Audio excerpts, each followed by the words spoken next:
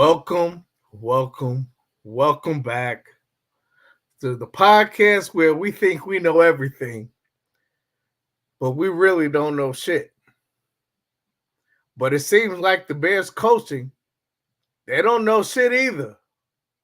They really don't know shit. There's so many different aspects that we can poo-poo about this game, and we can legitimately poo-poo about this game. The Bears shit the bed. They shit the bed. Nah, some of the players, they didn't have great game. All the players didn't have a great game at all. But it was still a winnable game. We saw that in the fourth quarter, but the coaches shit the bed.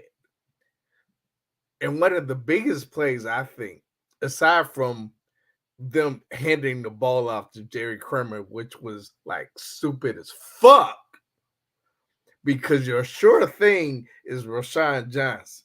That's your sure thing. But you want to go to an offensive lineman? Come on, man. What the fuck are we doing? But anyway, the play that I wanted to mention is the play right before the Hail Mary. So we let them advance the ball and stop the clock. But this motherfucker, Matt Eberflus, said, oh, it doesn't matter. Well, at 13 yards, it doesn't matter. That's 13 yards less. They have to throw a Hail Mary. Quickie, can we go to that clip with Eberflus on it?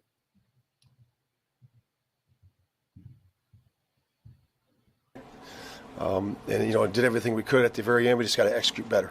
Yeah, that second to last play before the Hail Mary, 13-yard strike, they get out of bounds in 2 seconds. Are you preparing that play for them to run some kind of shots to the end zone laterally, or is that something where how do you look back on that spot? Yeah, because you're defending touchdown, right? You're defending touchdown there, and them throwing a ball for 13 yards or 10 yards, whatever that is, doesn't really matter. It's always going to come down to that last play. And it came down to a 2-second play to the last play, and we got to execute on that one.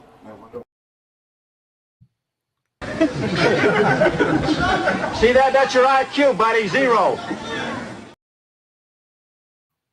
What the fuck is he talking about? It doesn't matter. It doesn't matter? Oh my God. That right there should show all of us this motherfucker's not a head coach. He's not a head coach. He don't know what the fuck he is doing. Oh my God, that's crazy. But anyway, let's talk about the 2-2 Bulls that were playing Ring Around the Rosy the other day. They actually act like they want to play right now, but hopefully they can keep it up. But there's a lot going on in Chicago right now, but the main thing is this football game, this winnable football game, and the coaches just shit the bed. I'm ready for Eberflus and Walzer to get the fuck out of here. Pack up your locker. Matter of fact, you know what? Don't even pack up your locker. Just get the fuck out of here. That's it. Anyway, we got a lot of show, and I know my guys are ready to get in here, and they have a lot to say, I'm sure. So you know what? Let's just go ahead. Corky, hit it. You are now rocking with the Chicago Clubhouse podcast, where they think they know everything, but honestly, they don't know shit.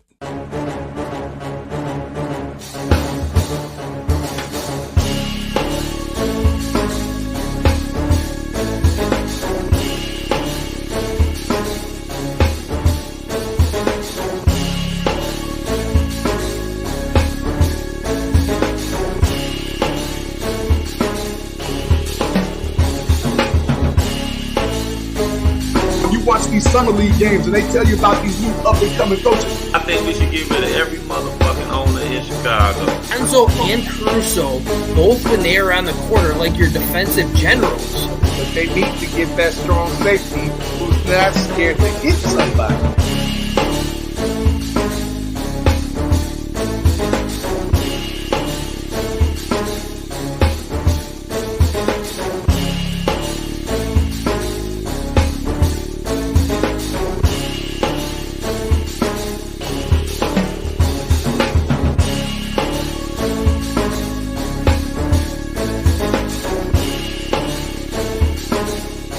They really don't know shit.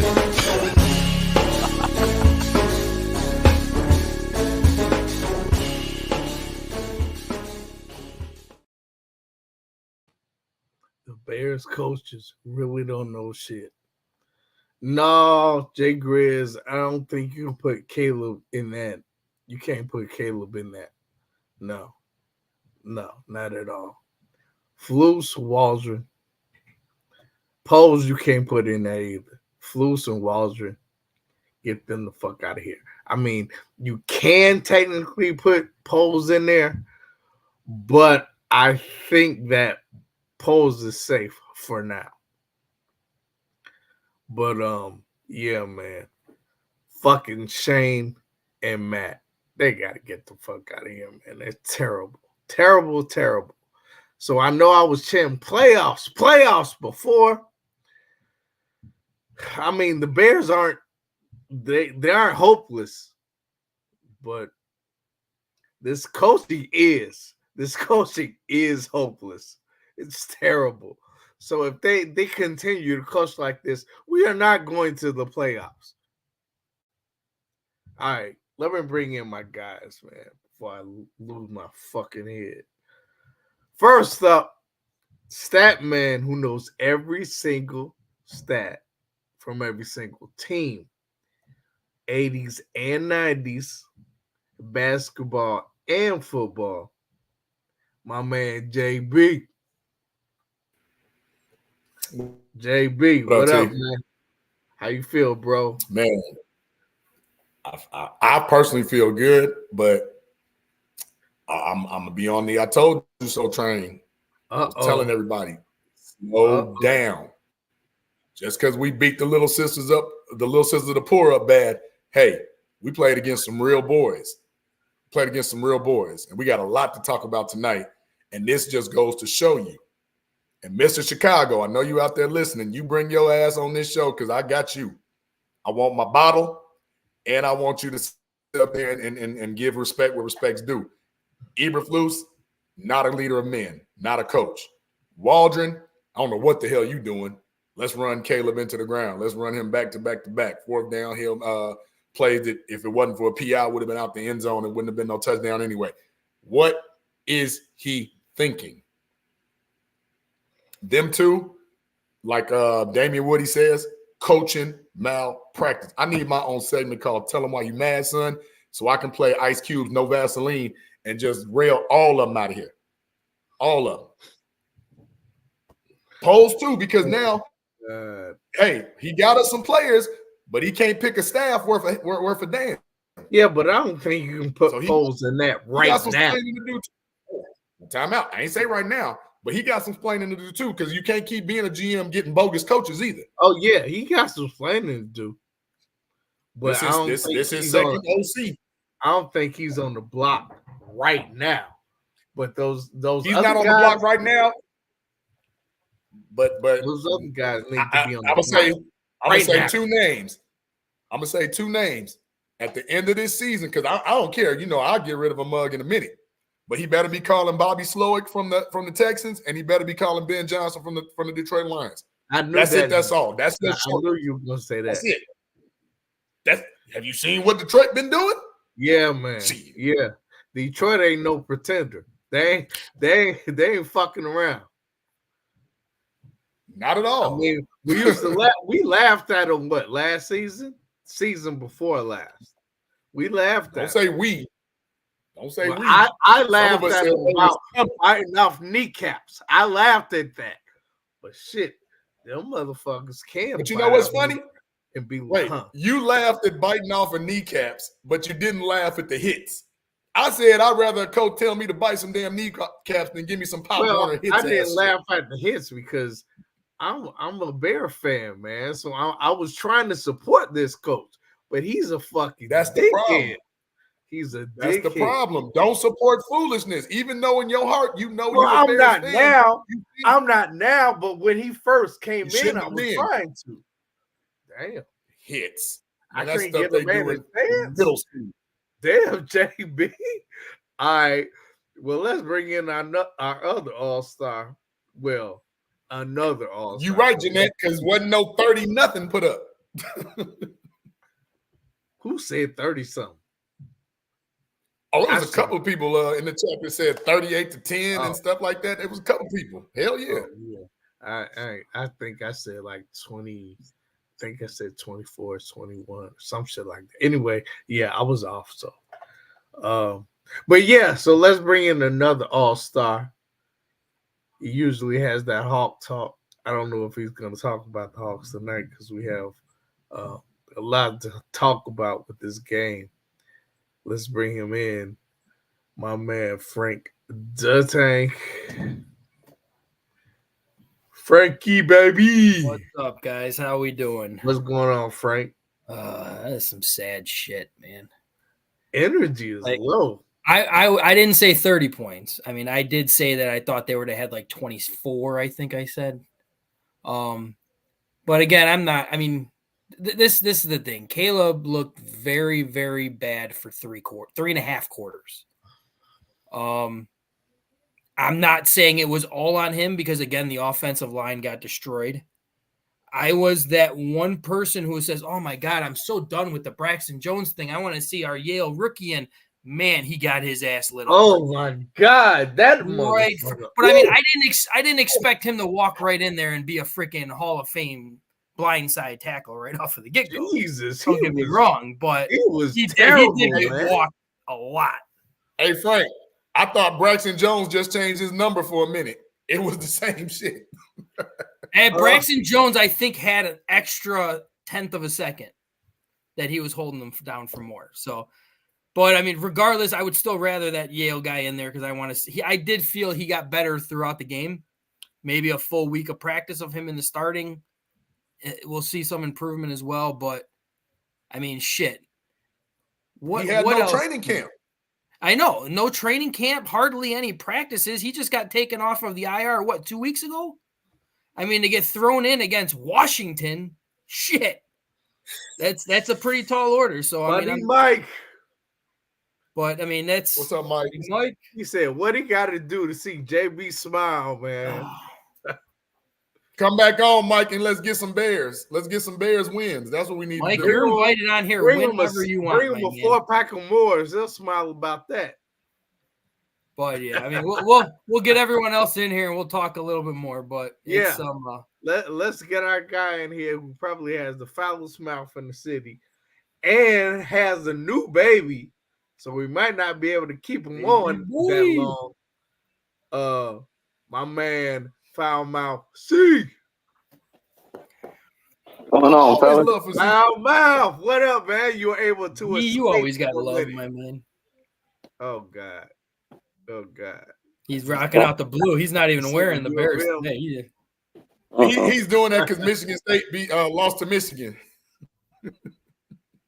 Yeah, no, we had to do, little brother. No, we had to treat him. hey, so you see you in basketball season. See you in a month. I'll get my lick back. Yeah, you probably get your lick back then. So what you think about that game? The little one. Oh, he's doing good. He's actually asleep right now, which means his ass gonna be up around 2, 3 in the morning. And you gonna be the one up with him. Thank you, Melissa. Yeah, I am. Yeah. Yep. So, man, what did you think about that game, man? Well, I'm not gonna be like you guys and ready to jump off a cliff and all that type of shit. Because for one, I know y'all motherfuckers, y'all ready to fire any and everybody. It was. I never said that. It was terrible. It was a bad job of coaching. It was an awful job of coaching. You know, a lot of people, not only do we have to blame the coaches, we got to blame the players too as well. I know everybody going in on the coaches, but at the same time, players got to go out there and they got to execute. A person that I constantly see that like fucking Eberflus. You got to execute. Make sure you go back and look at the film. I mean, they do, because I put it to you like this. I put it to you just like this. If Tyreek Stevenson ain't over there talking to the motherfucking fans and shit, what's the chances of them completing that? Because, I mean, he literally ran over there and did some Superman shit and deflected the ball to the damn defense. I mean, to the offensive player. Yeah, he was dumb shit. You know, that's dumb shit. So, That's a defensive player not executing. If he would have been disciplined enough to leave the fucking fans alone and be in position to knock the ball down, it's all part of execution. That all do that shit when the game's over. It's all part about execution. One thing that I didn't like that I heard from you guys talking about is the rookie that came in. Like, y'all seriously gonna go in on a rookie that number 72? Yeah. Hold on, y'all gonna seriously go in on a rookie that's literally has 0 fucking snaps in the preseason, was thrust in there because they didn't. I don't think anybody went off. I'm just sitting up there saying that has 0 snaps in the preseason, exactly none in the offseason, and actually. While you're talking shit about him, the motherfucker sprained the goddamn touchdown that happened. You know, he had a couple bad snaps. Yes. Also, remember, they were going off a silent count, so he had to look over and see the ball being snapped. Now, this is his first time in the NFL, and he going off a silent counts. I'm pretty sure he ain't do none of that shit in the off season. So I'm not going to go in on him. I like what I saw from him once he settled down and got himself going. He was actually pretty good.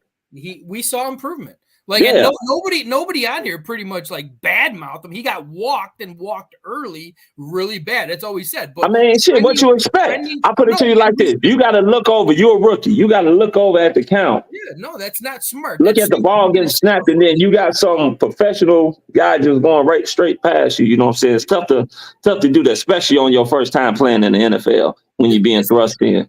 This guy was taken off of IR 2 weeks ago. He just started seeing first rep practices this week, only half of them, and you throw him in against Washington. That's tough. That's tough for anybody. Yeah. But I saw progression with him throughout the game. He started getting his feet moving, and when he was in place, man, nobody was getting around him, and I like to see it. I'll tell you another person that's getting. On the last drive, he was struggling a little bit, and then 2 of them runs that Caleb ran was because Louvu and number 6, I can't think of number 6's name, they was just straight through. And poor Mercedes Lewis, they put him out there and he just got turnstiled like nobody's business. But again, I look at it like, and I know we got some guests in the back, but we got to look at play calling versus the personnel that we actually have in there.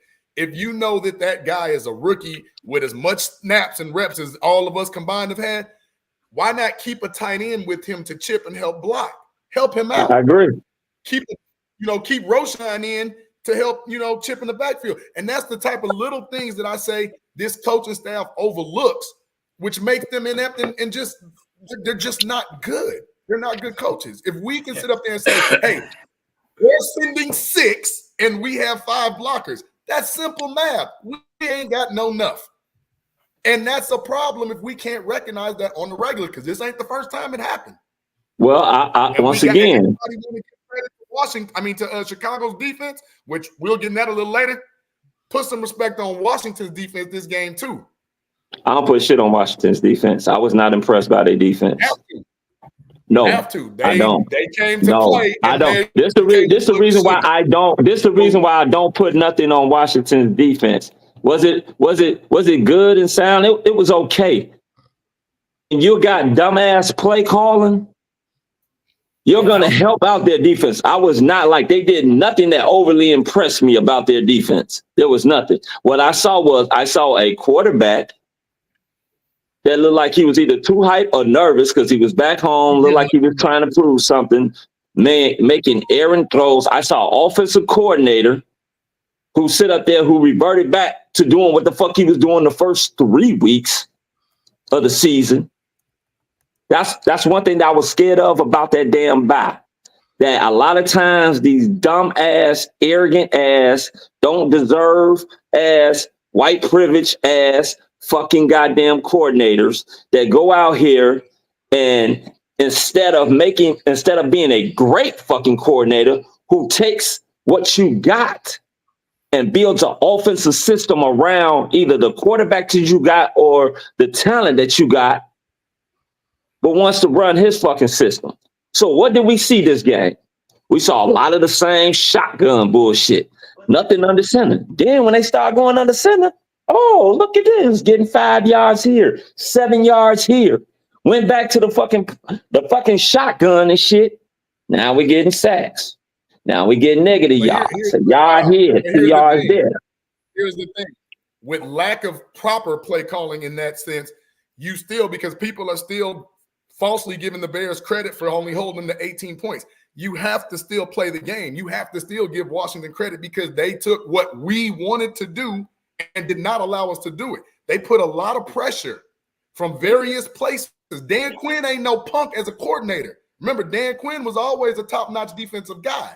You have to give them credit, and we can't just keep saying, "Oh, we beat ourselves. We lost the game." We can't keep saying that. We can't. So what do you so tell me what was so damn impressive about their fucking defense? Tell me what was so fucking impressive? 0 points in 3 quarters and 36 yards. That was more so about a fucking lack of execution. I didn't see shit where they were sitting up there just stopping us all over the place. What I saw was dumbass play calling. Yeah, I saw dumbass play calling. I saw routes where guys are running into fucking each other. I saw a quarterback that sits up there that continues to fucking hold the ball longer. That holds the ball long as hell, longer than any fucking quarterback I've ever seen. So I'm not gonna. Do I give their defense a little credit? Yes, I do. Do I sit up there and think that their defense is really fucking doing it like that? Fuck no. Fuck no. Because I put it to you like this. If their defense is really, hold on. One more guest we gotta bring in before we keep going. All right, bring the guest in. We got Mr. Chicago we're gonna bring in first. Let's bring our guy. Oh, he can't talk till we let him talk because he owe me. He can't say shit. Well, then you can talk to him right here on here. Yeah, I've been waiting on you, sir. Come on with it. All right. I was just sitting back listening to you all talk. Some points JB made, I agree. A lot more points that Foul made, I agree with more. I'm coming to you all right now choosing fucking violence. I'm choosing a lot of violence right now. There's not going to be nothing I say that's positive about this fucking game. Not one thing. I take it back. It's only going to be one thing that I say positive about this fucking game, and that's DeAndre fucking Swift. So let me get this shit right. Flus had the goddamn unmitigated gall to sit his stupid motherfucking ass on this goddamn ESPN Chicago radio station with David Kaplan and Jay Hood and say out of his fucking mouth, oh, that 15 or 13 yard first down that they got before the Hail Mary, that didn't matter. That didn't really count for anything. We were about the last. Is the man retarded? Motherfucker, that was the last fucking play. That could have been the last play right there. You didn't even bother to tell your defense to move the fuck up to actually keep them in bounds to run the clock out. Fucking poor game management. Then let me ask this rhetorical ass question. You got 3 fucking timeouts. What the fuck are you planning to do with these timeouts if you ain't gonna use them? Are you planning to go trade them in for some goddamn cryptocurrency? Or are you trading them in for some goddamn Pokemon cards? Are you looking to get some Pokemon cards at these goddamn timeouts? So you got 3 timeouts and you don't fucking use them? You got to be the stupidest motherfucker I've ever see. You know what's wrong with this team? And I'm a somewhat apologize to JB for me saying this much.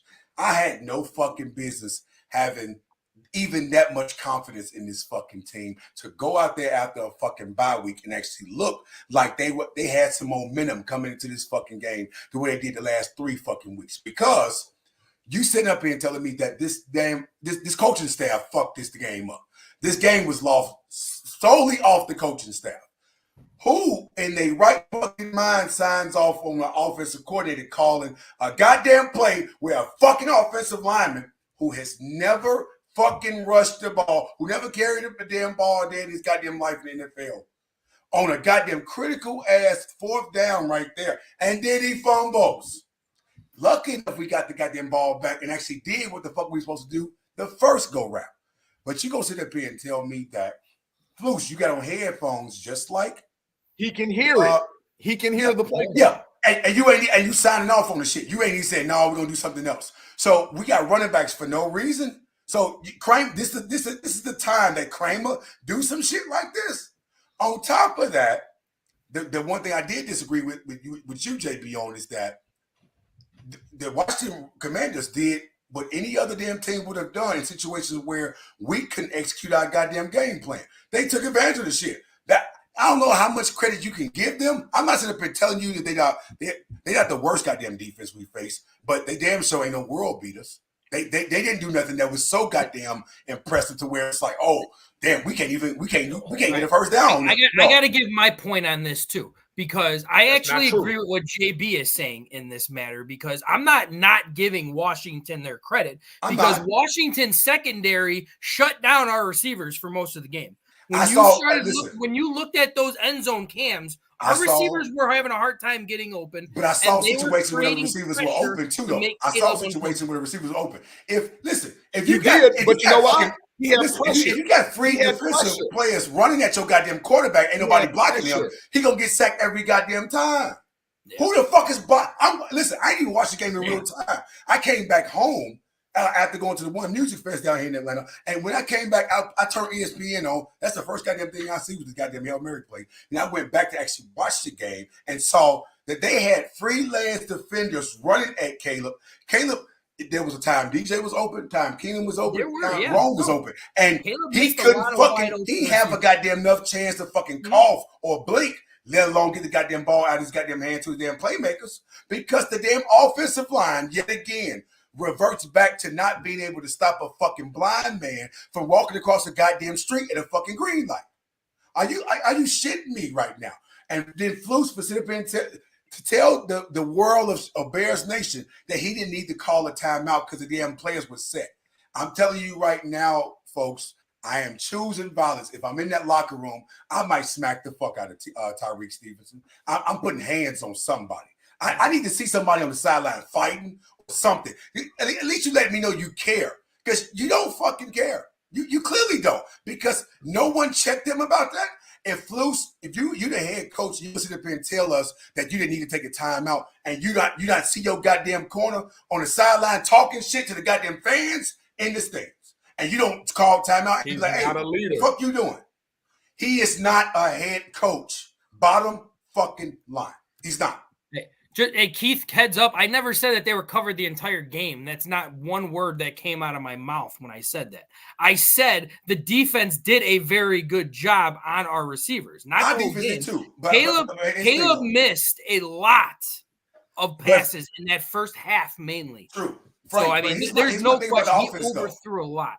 So we do got another guest in the house, though. I want to bring him on as well. JB, I know you're cool with him and everything. You want to introduce him? Yeah, hey, my man, 50 Grand. He's a coach himself. Been a Bears fan since before I knew him. And he always got a lot of knowledge. I always kick it with him and talk sports with him about every single facet.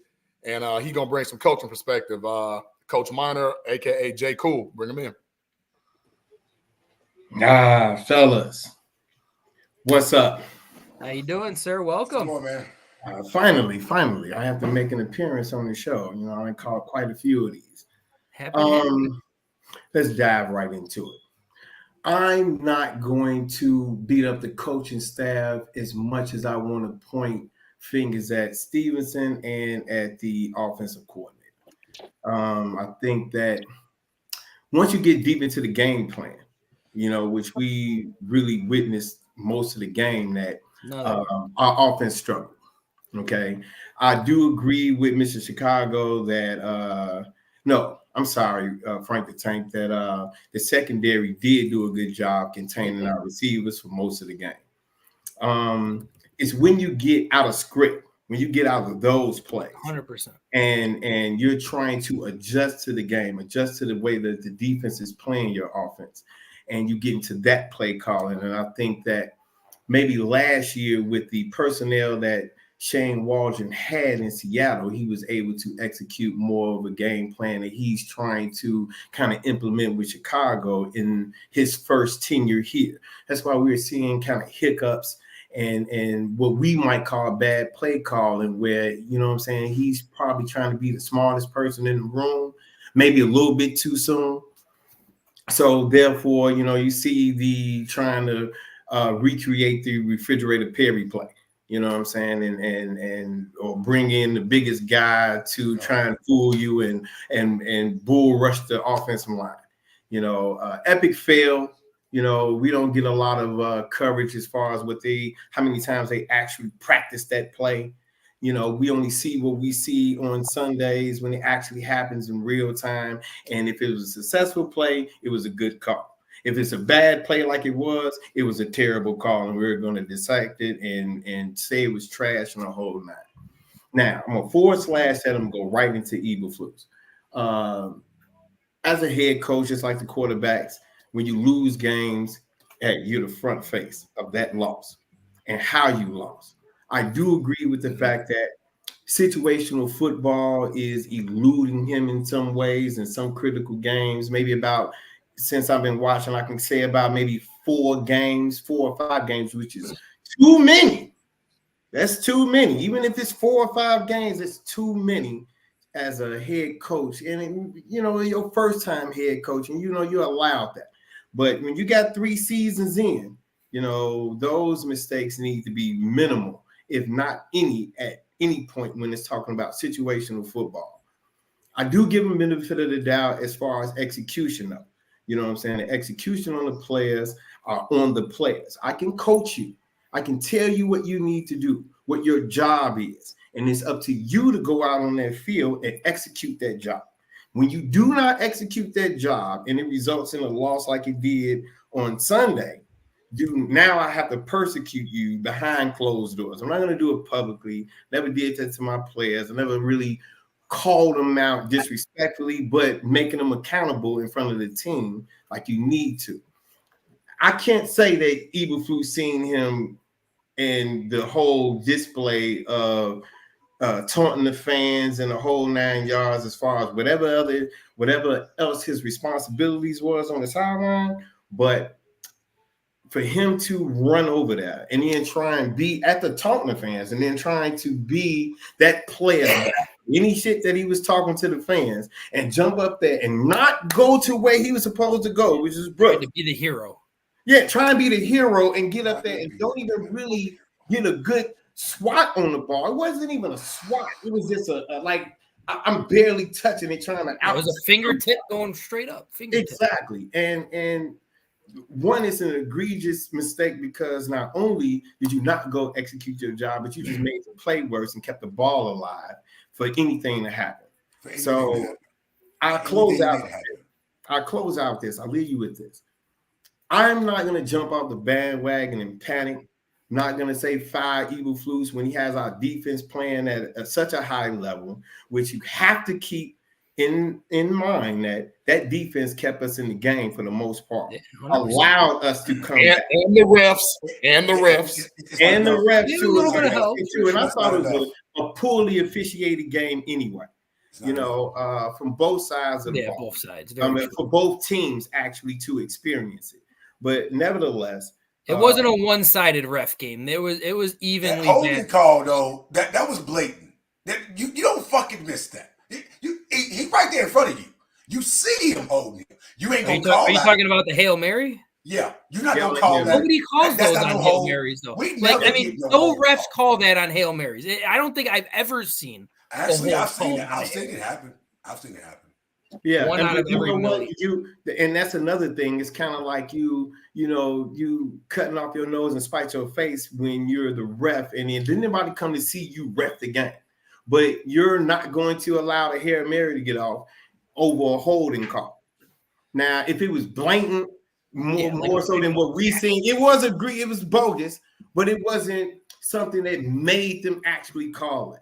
You know, it was just really more so cool. We can't really throw that on the refs and say he should have called that call more so than Stevenson being focused. Oh yeah. I'm not putting it on the ref. Yeah, that's later. But yeah, Flus had to call timeout before that play to get everybody set, and then at the very least put Keenan Allen back there or Rome Dunze. People who got hyped. Tyrese Stevenson is about 5'10". Like he ain't jumping. Put in Colin Johnson. Put in Colin Johnson, man. This was the issue that I had, and I agree with everything you guys are saying. But this also leads into why didn't you utilize that damn freaking timeouts that you had? Call a timeout. I would love to see Cole Kmet's big ass in the game. I would have loved to see Roma Dunze's big ass in the game. Get your jumpers in the damn game. Right. What is Stevenson? He's like 6 foot, right? Maybe 5. Stevenson is 5'10", man. 5'10". I mean, I understand he's your shutdown corner, but in a situational game like that, you need jumpers on Hail Mary. Shut down. Yeah, and it'll probably be more. Now I can put this on the coaching staff too. That maybe buy it. Maybe somebody who has experience back there should have had that assignment. He was back there with him. Brooks, but he actually got into the crowd for the jump ball too. Your whole defense goes for you had nobody guarding one dude who does his job and stays back there for any type of tips that might come his way, and you don't put maybe somebody that's more mindful of the play. You know what I'm saying? We are talking about a second-year cornerback, and that's not even the second full season that we're asking him to go out there and do his job, especially when he's more busy with the fans and talking shit to them. So I have a question to ask you all, and this is going back to the offense. And I got a question to ask you. Again, mind you, we didn't score a fucking touchdowns in the fourth quarter. Now, to help me understand something, so DeAndre Swift, who's one of the best dual threat running backs in the goddamn league, who's averaging over 120 yards, total yards from scrimmage the last 3-4 fucking weeks.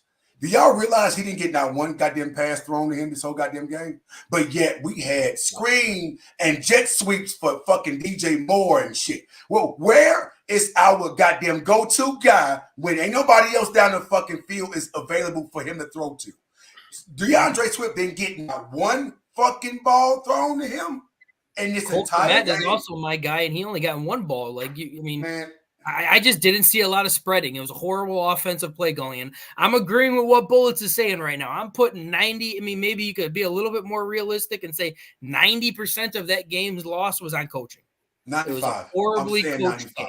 I'm mistaken. 95. But do we want to actually get into some? We want to get into some highlights before we actually break some more down. We want to do that. No, before you get into highlights, I gotta ask Coach this question because it'll tell kind of what Bullets was leading to because we didn't score. So first quarter scoring has been an Achilles heel for us all season. Worst team in the NFL. It's already been said. Well, actually, we're going and looking at coaching. Oh, yes, we're second. We're looking at going and coaching, Coach. And don't you feel some kind of way about this regime not being able to score in the first quarter, which tells me their first 10 to 15 scripted plays are trash. Yeah. We couldn't get a field goal. Yeah. We couldn't get a field goal in the first half. Field goal. They got 5 of them or 5 or 10. And I can agree with that. And I'll tell my team all the time. It's more so your identity. You know, I don't want to always create a game plan to what you're going to do. Because that means that I'm going to enter the game defensively. Like I'm on my heels already trying to figure out what you're going to do and try and stop what you're going to do or expose what your defense is going to do instead of making your identity and forcing your will on the other team. So if I want to come out and run the ball, I'm going to come out and run the ball. If I say I'm going to utilize Cole Kmet for the first 5 out of the 10 plays, I'm going to do that. I'm going to force them to stop me instead of me playing on my heels to try and trick them out of what they like to do. And that's why we're not scoring on our first couple of possessions because we're coming out assuming that they're going to do something instead of actually allowing them to stop what we're doing. Start what I'm doing, and then I will make the adjustment to your defense instead of me making the adjustments to your defense before we even snap the ball. I like that. Yeah. I'm gonna be honest with y'all, man. I'm a little more concerned than you all are about this coaching staff. More specifically, Flus, when it comes to how the rest of these goddamn games are gonna look. Because you're telling me this man has been here 3 years. He's had 3 coaching staffs in 3 years. Who in the hell gets that many damn chances at vetting goddamn people out to be on your coaching staff, and you still get the shit wrong every single time? How are you able to do that, knowing that this offense that you're supposed to be basically looking over and overseeing, it's not producing any goddamn point? We don't score a field goal. Now, I don't give a damn how good the damn defense is playing. I don't. At this point, I don't care, because the offense ain't pulling their goddamn weight. And we asking too much of the damn defense to do so much, and the damn offense ain't being put in positions to do enough. We're not balanced. The defense kept them out of the end zone. Great. But they got 4 goddamn field goals. You tell me that the team that had the most touchdowns loses the game? How the fuck does that even make sense? We had 2 touchdowns in this game. They only have a 1 and a bunch of goddamn field goals, and we lose. Don't even make that make sense to me, man, because it don't. I can't do that, but I can tell you this, though, and this is a fact, and then you can go to the highlights real quick. Put what Lorenzo said. That's key right there. The coaching staff part and firing the whole coaching staff. Now, we can all agree to disagree on whether or not we should. It's not going to happen anyway. So. It's not. No, it's not. And what you're trying to establish in this particular era is of continuity. You know what I'm saying? We can't keep firing people before they have a chance to actually go through the growing process and implement that game plan to its fullest extent before you can actually say it's a failure. We fire this coach, which has our defense in the top 10. Our offense will come along because of the talent that we have accumulated. Maybe not under Waldron, but maybe under Waldron if they get some type of consistency going. The thing is, you have to give it a chance. And guess what? If it don't work out, if you give this a chance, it's probably going to work more so in a positive way than it is in the negative. If you fire the coaching staff, then who are you going to bring in here? Because the way Bears history goes, either we got a dope offense and a trash defense, or we always got a dope defense with a subpar offense. At what point in time do we balance both sides out and they're complementing each other? And if you don't do it right now, this is probably the best chance you have to do it, only if you stay the course. And I agree with David's saying right here. So y'all trust him the rest of the season? Y'all trust him the rest of the season? I like for you to address this. You as the coach, I would think, would definitely feel a certain kind of way when Eberflus said a play doesn't matter. But yet you said, oh, well, I'm not going to point the finger at coaching. Come on, coach. What do you mean? What do you mean you're not going to point the finger at them? You would never hear a great coach ever say that. It doesn't matter. You would never hear a great coach ever say that. Mike Tomlin would never say that. Yeah, but you also had Jim Moore with his flukes in playoffs and a gang of other coaches that come in and do sound bites. Mike Dichter then warded off every question. You know what I'm saying? You also had great coaches that just had bad sound bites. We're not going to say that was the best answer for him to give at that particular moment. And if I want to, he believed in that answer.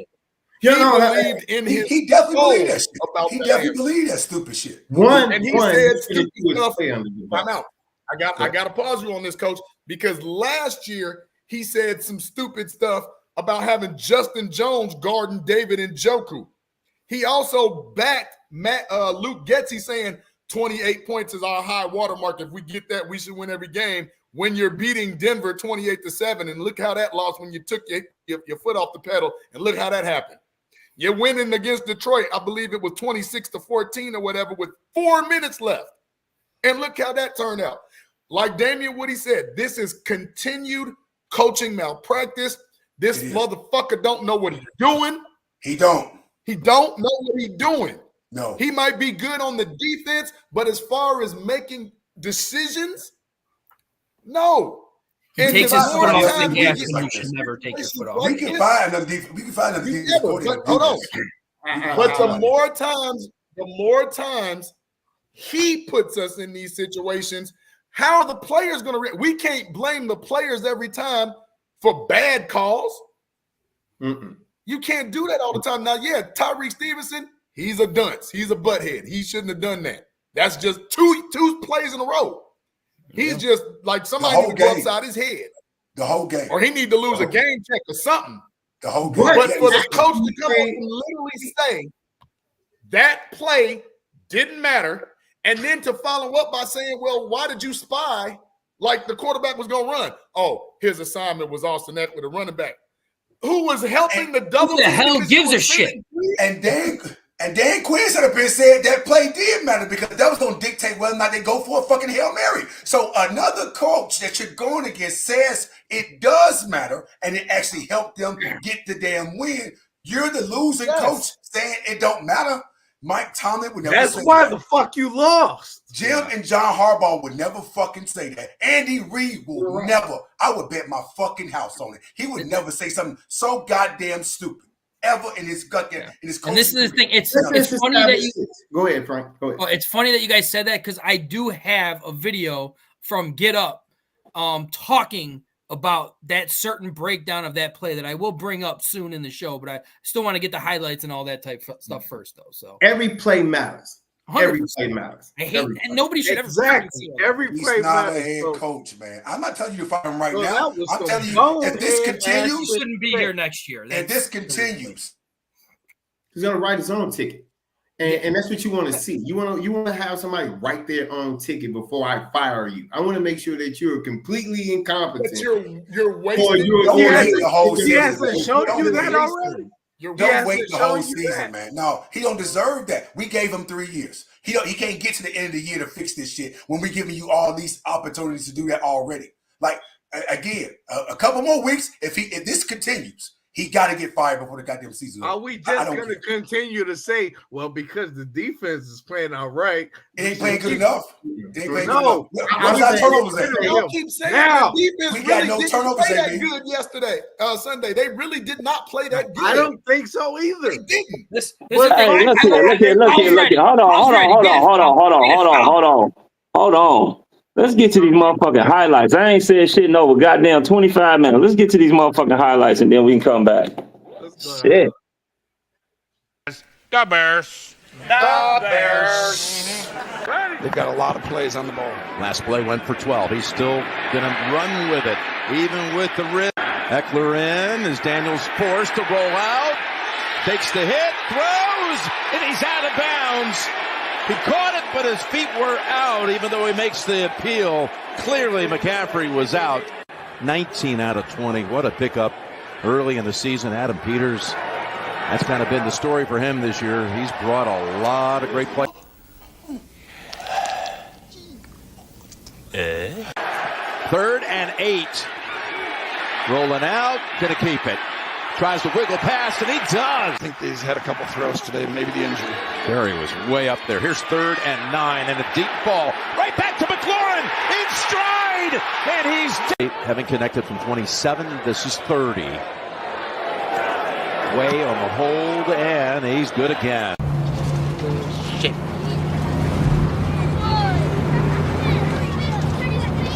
Getting help before the snap. Hand off to the left. Williams, you got it, Tony. And here it goes. Right at the sticks and short. This is close enough to go for it. Strongest, 3 of the strongest guys interior. Got to get out on the edge. Gonna throw for it. DJ Moore. Oh, and first, 3rd and 4. Loads it up, throws it, end zone. This time, 28. It's gone 27-30, 28. 3 field goals shorter than an extra point. Good again. Come on now, dog. Come on, man. Then the one just taken off the board to Zacchaeus. Extra O-lineman. You can give it to him or keep it. It's a bootleg instead on 3rd down. 3rd down, and he's dragged down from behind by... High snap. Kick on its way. He's 17 for 17. I almost puked, but let me stay focused. To Swift. Look at Swift. Take it to the Washington side of the 50. Down the sideline he goes, and he's galloping home. Hallelujah! Hallelujah! something in the pass game to get them going. Can't have 4 completions this late. With Swift. Look at this run. Oh, look at the hurdle. Hey, the Olympics were a couple of months ago. Chicago, 2nd and 12. Comes a blitz with Wagner. Pass is a floater. And Sean Johnson, they like to go to short yardage. Instead, look what they do. Oh, the ball's out, Jim. Ball is out. The ball is out, and it's picked up by the... Now you see now, you done fucked up, you know that though. Only looks good when they go quicker. Here's a bootleg. Williams able to get around Armstrong. Now throws it across his body. Look at that throw. Keenan Allen. One-on-one here. You want to throw it? Go ahead. Put everybody in here and go. Handoff. Johnson up ahead. He's across. Look at shovel pass. And they complete it. Same thing here. Now at this point, it's whoever's open, but you got to get at least 15, 20 yards. Daniels completes it. And I'm going to have to call a timeout here. Ertz has it at the 35. Just 5 seconds left. So get up here and run an out route right now. Throw it. There it is, Tony. Right on your design. McLaurin out with 2. No! No! And hit throughout the rest of the game, and it's hurting more now. Comes down to one last play. And it's going to be getting longer by the second. You're all the way back at the 30-yard line. Now you can step into it. Here comes the Hail Mary with the game on the line. And the ball is caught. You blew it!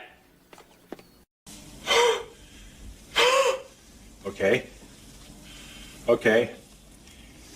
Disappointed! Son of a bitch!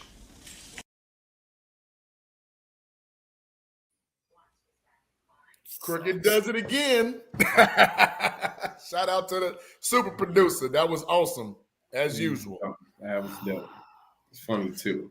As yeah, as dope as it was, it's still devastating as a motherfucker. So Montez Sweat wasn't even thought of to even be on the goddamn line. Yeah, I didn't understand that either. But I Montez Sweat was out with an injury. Yeah, he had a shin injury, so they didn't put him in the game for that particular play. Moving forward, I do want to say this about the Bears, and I want to say, and it's more of a positive outlook. If I'm going to take something from the game, is more so that the fact that they played the entire game, except with the Hail Mary play. But 9 times out of 10, we win that game. You knock that ball down, that's a game won. Now the nation is talking about the poise and persevering through a very, very tough game. You know, Washington came to play. Whether their defense is trash or not, our offense was trash on the same day. And for you to stick it out and still score 2 touchdowns to take the lead with a 2-point conversion to go up by a field goal to protect your lead, it shows fight. It shows I've not seen that in a Bears team in a long time. You have those comeback wins, and they're more rare than they are on occasion. If we have something to look forward to, which also complements whether or not Eberlose is going to get fired, is how he navigates the gauntlet in the back end of the schedule with winning these division games. If you come out, and I'm not saying that he is, I'm not saying that he's not, but if you come out and you learn from the mistakes, as you're supposed to, not just the players, but the coaching staff as well, and with the talent that you have on this roster, you can actually win the majority of the division games that we have and still be impactful. I'm just saying. We have Minnesota might be the toughest team. We have Detroit Lions number for the most part. We play them tough. We just match up well with them. Green Bay is the asterisk. And I don't know. We can lose 2 games, but the way Love's been playing, we can win 2 games with the way the defense has been playing. So it's really a big question mark. But that's what I'm excited to see, because if my team is going to show that they can persevere through tough offense, through bad breath calls, and still play solid up to the point where you have a chance to win the game at the end of the game, whether you're scoring to win or you're protecting the goal line to win with your defense, we have a shot. J. Cool, listen, man, it's a pleasure to meet you, brother. I'm glad to see another fellow Bear fan on the team and on the podcast. But I'm gonna tell you this much: in the words, in Chicago, he a CVSer too. Oh, really? So am I. Oh, yeah. Yes, sir. Yes, I probably seen you at the alumni picnic. In the words of Thanos in the Avengers Infinity War movie, your optimism is misguided, Asgardian. And I'm going to tell you why. Because if you're telling me to trust this coaching staff, more specifically Flus, with these division games and not making bonehead, dumbass decisions again, when the track record clearly suggests that he will again, I'm sorry to tell you, I don't have as much confidence in this coaching staff as you do, and you all do. Because right now, I'm on the mindset that he only got one more goddamn time to do this, because we got 2 more weeks of non-divisional games before we start playing division. I'm going to be honest with you. I don't think we're going to get no 52-piece put on us by Detroit, but I honestly don't even see us winning any division games looking like this. I don't. I really fucking don't. And it pains me to say something like that, because I hate them green fucks. And even if we lose to the Lions and the Vikings, I don't care. We beat them green bastards. That means something. Because I don't like the city. I don't like the state. Goddamn, I don't like the county they in. I don't like the colors they wear. I don't like nothing about that damn team at all. So if I ever go to Green Bay, I'm going to piss on the stadium. That's a bucket list. That's a bucket list. I want to piss on this. I really would do that. That's on my bucket list too. But Flus has made bonehead decisions. He's managed the clock terribly, and the timeouts. His adjustments and readjustments have been terrible. I don't care how good his defense has been playing. We got no turnovers. We have gotten turnovers in every fucking game this year. Every game. Win or lose. We didn't get not one turnover on this team. Hell, James Daniels' ribs look all but good to me. He ain't look too goddamn hurt to me. We didn't get that one hit. We didn't go after the ribs at all. I ain't saying target him and hurt him viciously, but I'm saying put some weight on his ass or something. We didn't even do that. We know he hurt. He didn't look too goddamn hurt to me. It was a few shots at the ribs. He just had some extra padding on them joints. I can't trust and believe in Flus. Even with the extra padding, we got big guys. Billings is a big motherfucker. How about you give us your take, my man? You've been quiet. Give us something.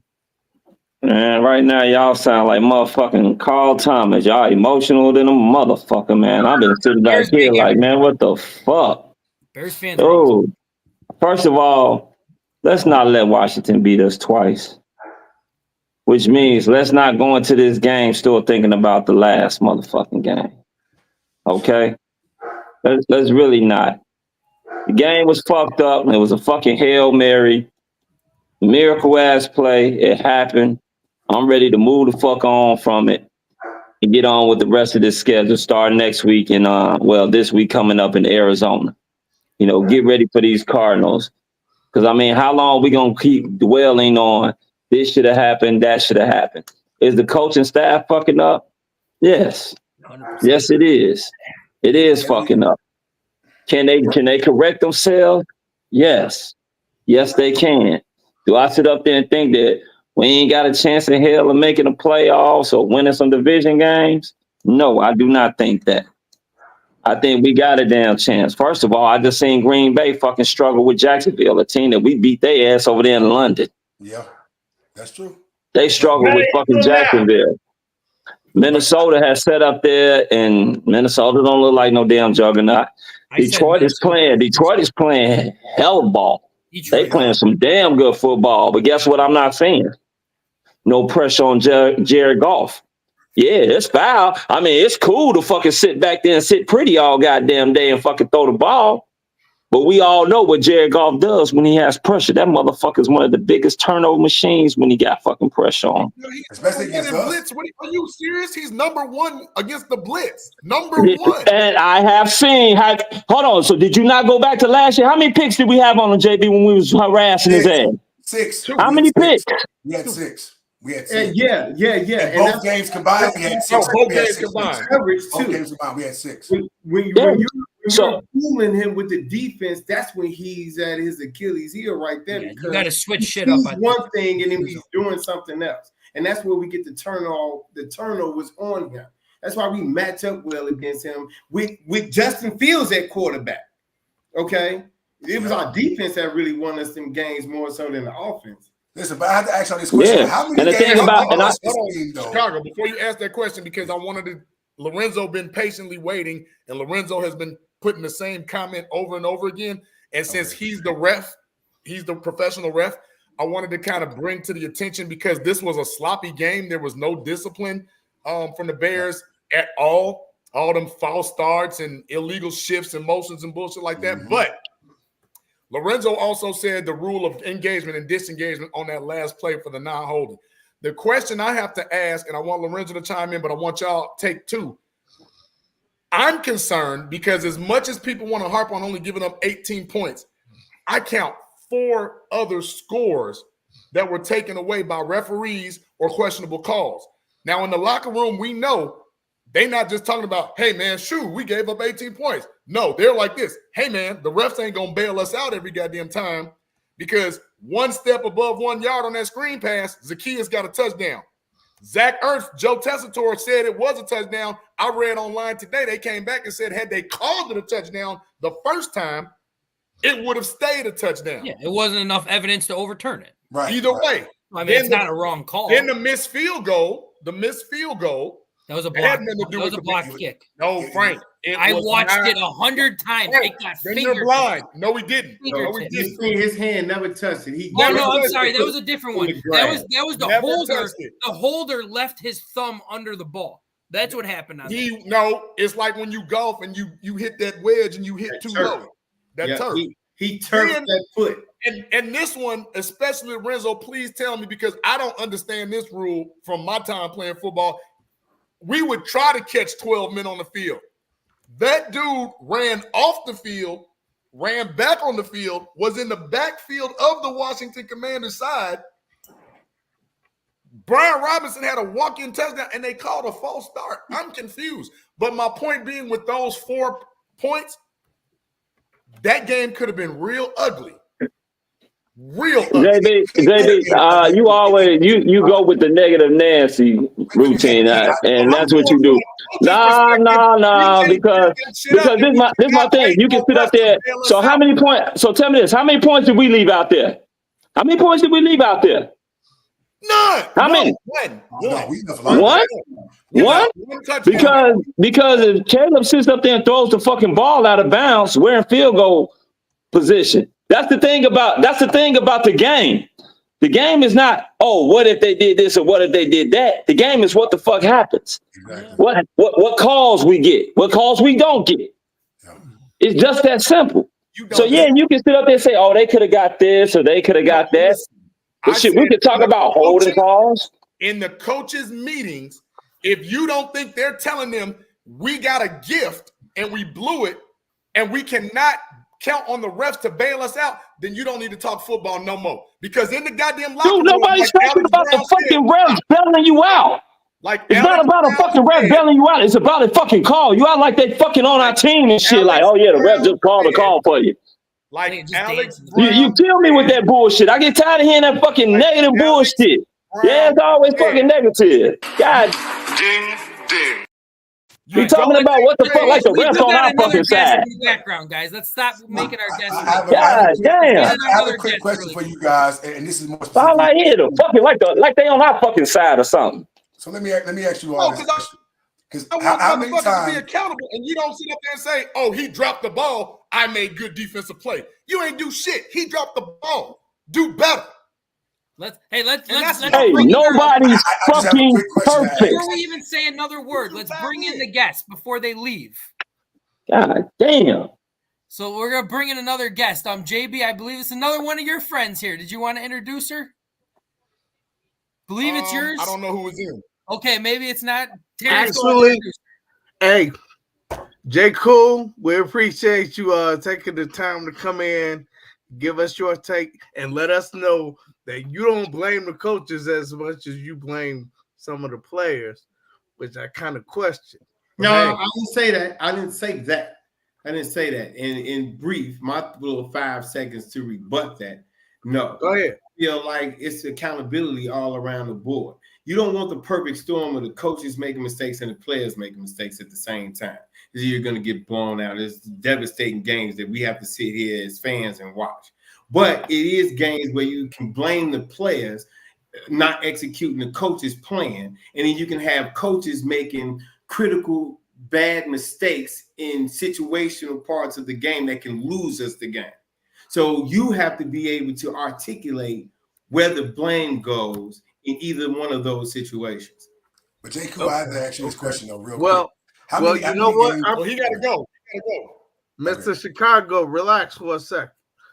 So, Coach, if you were, because we're not actually gonna say, okay, it's his fault. That does no good. But if we were petty like that, who would you point the finger at? For this particular game? Yes. The OC, and I'm pointing my finger at the player Stevenson for the last play of the game because his assignment was the most critical assignment and he blew it. So even though the offense, the OC made the game more tougher for us by the play calling, we still executed 2 touchdowns and a 2-point conversion to take the lead. And for you as a player to go out and blow your assignment, it just makes all of that null and void. So if anybody gets all the blame before anybody else, it's the OC, Stevenson, and then you can line up whoever you want to line up behind that, which would probably be Flus on uses of some timeouts and maybe not taking control over certain situations and going down. Yeah, well, I got him there at third. Okay. All right. So I'll take back my statement. You actually do say something about the coaches. Not as much, but you do say something about the coaches. So all right, I'll take that back, Coach. I'll take it back. But hey, we appreciate you. We appreciate you coming on, man, and letting us know what's up. Hey, come back. I want to come back. Keep me back. Whenever these days come where I get the chance to put my little input in, it's a beautiful thing. Yes, it is, Coach. And we certainly appreciate it, man. So peace out, Coach. All right, y'all be easy. All right. All right, cool. Panel, I have to ask y'all this question because this has been pondering in my mind for quite some time. How many games have we watched the Bears lose the game more so than the opposing fucking team actually winning the game? I mean, we've been watching it. How many times have we got in our own way? So before we answer that question, can we bring in our next guest? She was actually at the game, and she wants to chime in on this conversation too. So let's bring her in, Dawn. What a shitty game to go to, Dawn. What's going on? Hey guys, how y'all doing? This is Lady here. What's up, Dawn? How you guys? Hey, how you guys doing? Yes, I was at the game with my husband. He's a Commanders fan, and man, we knew we had it. We had them all in the crowd, all up in there. We were there. Don't count us out. We were all there. We did what we could. I was disappointed about the game, but my biggest thing, and I think you guys spoke on, and I'm not gonna go back and forth because you guys already mentioned some of these things. The jury is out with the whole coaching staff with me. The whole coaching staff is. I don't see us being consistent. Our players are not disciplined. That was one of my major things. I watched them back and forth. No discipline. The penalties, the refs was terrible. We can say that. They did call them on both ends. They were terrible. Also, I just don't know why we have 3 linemen down, 3 linemen back there just to rush the quarterback. Why didn't we have everybody rushing them and then get that motherfucker time enough to throw that ball? How about that? You could do one. You can do one of two. Yeah, you can do one of two things, Don. You could bring in 6, 7, make it very uncomfortable for him, or you can rush 1 and get me wide receivers and everybody. Exactly. I'm like, fucking 3. It's 2 seconds left.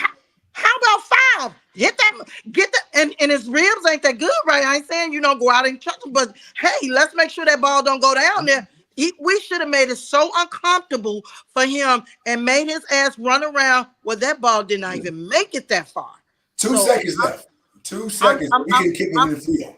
Yeah, that was my whole thing with that, and him waving the player.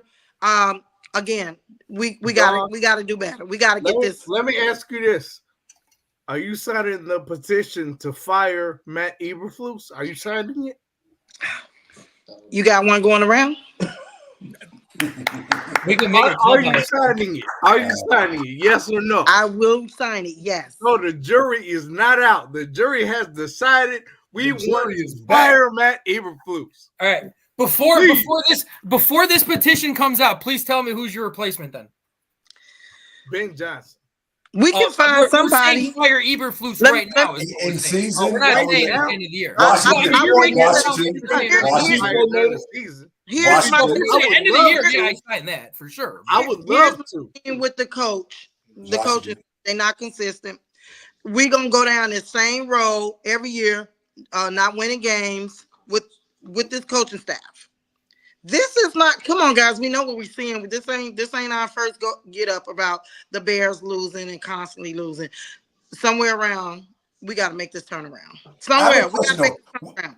What makes the Bears think they so goddamn special? Can't always blame the players. Somebody in season.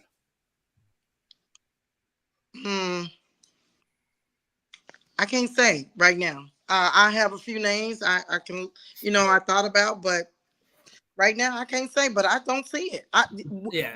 Statements like the coaches have made, I don't appreciate that statement. No real coach in America, no coach would have made that statement.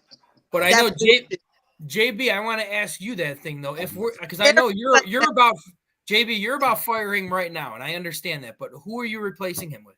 That's what I want to know. I actually because the defense has been playing well throughout the season, even though we haven't, seen if Washington is actually calling the plays or if this is still Eberflus calling the plays. I believe it's still more Eberflus. But right now, Chris Morgan cannot be your interim head coach. Hell no.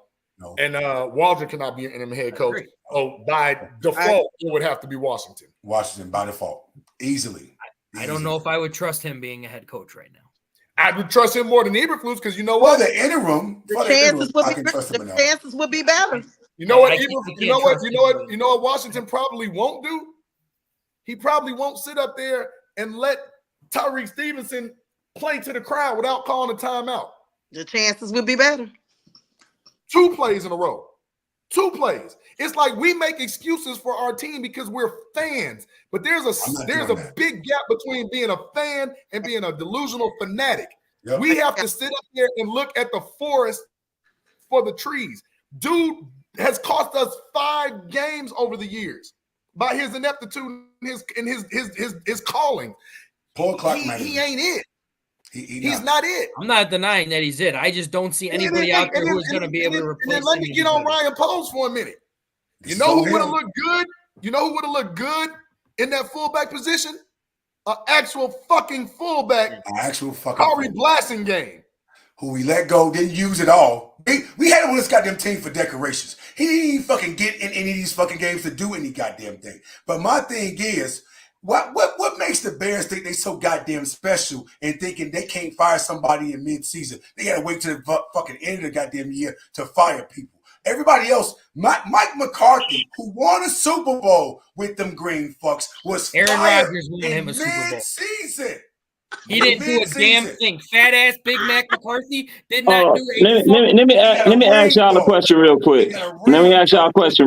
Is the season over with? Hold on, is the season over with? Not over. We're 4-3. No. Is the season over with? If this continues, yes. Is it over? No. If this happens, Because the way, hold on, the reason why I sit up there and say that, because the way y'all fucking talking right now, if you were talking about firing Eberflus right now today, you don't have a fucking coach on that coaching staff that you feel comfortable with being the fucking interim head coach. So you might as well say, fuck the season, let's get this shit over with and look towards next season. I agree. And the reason why I say that, hold on, the reason is better than Eberflus. We know for sure Eberflus sucks. That is not. Look here. If you fire him today, you don't have a competent fucking coach on that coaching staff that you feel comfortable with leading this team. So you might as well say the fucking season is over with. Don't underestimate Poles. You don't underestimate him. If you are what I'm sitting up there saying is, right now, if you're 1-6, fire the coach. I don't care. But you're what I'm sitting up here saying, so who are you replacing him with this season? The season, it happens. Eberflus, and I don't know why you guys. Who are you replacing him with that you feel comfortable with that's going to lead this team to fucking wins this season? I don't feel comfortable with him, Val. I don't fucking feel comfortable with him.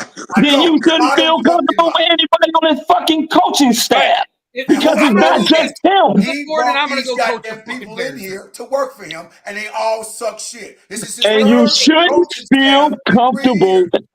And you shouldn't feel comfortable with anybody on this coaching staff then, because it's not just him. His offensive fucking coordinator has been calling terrible motherfucking calls the whole fucking year. Terrible plays. We don't know what Washington has been doing or not doing to be terrible. You know what a real head coach does? He taps that motherfucker on the shoulder and says, hey, cut this shit out before I take away your responsibilities. That's what a real leader is. Look, what I'm sitting up here saying, I'm not defending the man. What I'm sitting up there saying is that right now, you don't have a competent fucking coach on that coaching staff that you feel comfortable with leading this team. You're 4-3 right now. Y'all acting like we fucking goddamn 1-6 or some shit. No, we 4-3 right now. Let him go ahead and continue fucking coaching. Now, once we start getting to the end, or we close to being eliminated, or we ain't I don't give a fuck. Fire his ass. Because I tell you just like this, like I said before the beginning of the year, if the motherfucker don't sit up there and lead us to the playoffs, he's probably gone anyway. You're gonna get your wish any fucking way. Revolving door then. Now we got a new goddamn quarterback having to have a new goddamn staff in second fucking year. Like it's been the last fucking 6 years, man. That don't make sense. But this my thing also. For disaster every single time, Val. But let me ask you a question real quick, Val, real quick. What are we seeing or not seeing from Washington to make you think he's not a good fucking coach? What the fuck is he doing to make us have faith in him? Exactly. We don't know what the fuck he's been doing or not been doing over there. Because that's what I'm sitting up there saying. He ain't been doing. First of all, we sit up here and we should look up his experience. Let's see what's going on with Washington. I'm not looking at Washington because he don't even trust the motherfucker to call the defense. So what I'm sitting up here saying is this: he already said that he's going to be calling the defense. Eberflus sit up there and said he's calling the defense. Now I ain't saying that Washington hasn't called a defensive play all year. I'm not going to say that, but he hasn't did it. He's not calling the plays. Okay, he needs to be the coach and not the defensive coordinator. But we don't. But the thing is this: we go back to the same old fucking shit. Once again, you guys talking about bringing in a new head coach, right? So the first people I hear, Ben Johnson, and old boy over there at Texas, the Texans ain't really been lighting shit up this year. So we talking about Ben Johnson, another guy that don't have no head coaching experience. So y'all talking about going right back and going right back in that circle again and hiring another coach that doesn't have experience. But we need offense. We need an offensive-minded coach. We don't need somebody. I'm not saying that we don't. We don't need them goddamn defensive-minded coach. And even to the point about Flus, he's overseeing the goddamn defense and then calling defensive plays. How many of them goddamn offensive plays you think Andy Reid would call? Andy Reid controls the offense, and Matt Nagy every single one. He ain't the motherfucker who calling the goddamn play. But this is the thing, everybody. We're doing this. We don't see Flus having that goddamn confidence in himself to say, "Hey, Waldron, we ain't going for that. No, try something else. Put Roshan in the fucking game." And that's who the fuck will oversee an offensive lineman getting the fucking ball at the goal line rather than your goddamn bulldog fucking Texas running back and Roshan Johnson? Absolutely. Can't nobody fucking stop But this is the thing, Chicago. You're not answering Foul's question when he is saying, what has Ted Washington done for him to prove that he can actually take those rates? And I said, what's he done to not prove that? I said, we don't know. I said, give him a chance, though. I'll give him one up over Eberflus. Give Lovie Smith a call to come finish the year. I'd be fine with that shit. One up over Eberflus. At least in Buffalo, he was an assistant head coach. He was. So he's got one up over Eberflus. One. He was. Give him a chance. Assistant head coach. That's all I'm saying. Give him a chance. So what the fuck does an assistant head coach do? He fills the water. He assist the coach. I mean, shit. What does an assistant head coach do? That ain't shit no different to me than being a fucking offensive defensive coordinator. Shit. Do except lose games that we should have won and lose to winning teams. So once again, I'm not saying that Matt Eberflus should sit up there and be the damn coach after this season. What I'm sitting up there saying is that you guys got to let me know that we are fucking 4-3, still in the thick of this shit, early part of the fucking season, and we ready to fire a coach that's 4-3. Yeah, he's going to have some fuck ups. He has. What coach has it? He's going to have some major fuck ups. He's 3-17. But the thing is this: if you fire him, you're going to have to sit up there and explain to me of bringing in. If you saying Washington, let's say he does fire Eberflus and Washington comes in and the Bears don't win another motherfucking game. You know what they're going to be saying? Damn, they should have kept fucking Eberflus. At least he won 4 fucking games. Okay. And I got he won fucking 4 goddamn games. You don't have a guy on there. It's different if you had a guy that's like if you had a Rex Ryan on there. Rex Ryan was calling your defense. You're like, well, okay, this motherfucker had he had previous years where he was a fucking head coach. Yeah, sure. We'll have Rex Ryan go in and do the shit. What's going to happen when Matt Eberflus don't make the playoffs? And what's going? Are you letting? He's going to more than likely. He's going to probably be fired, depending on how they look. Now, if they win 10 games and he don't fucking make in the playoffs, or win 11 games and they don't make the fucking playoffs, then I don't know.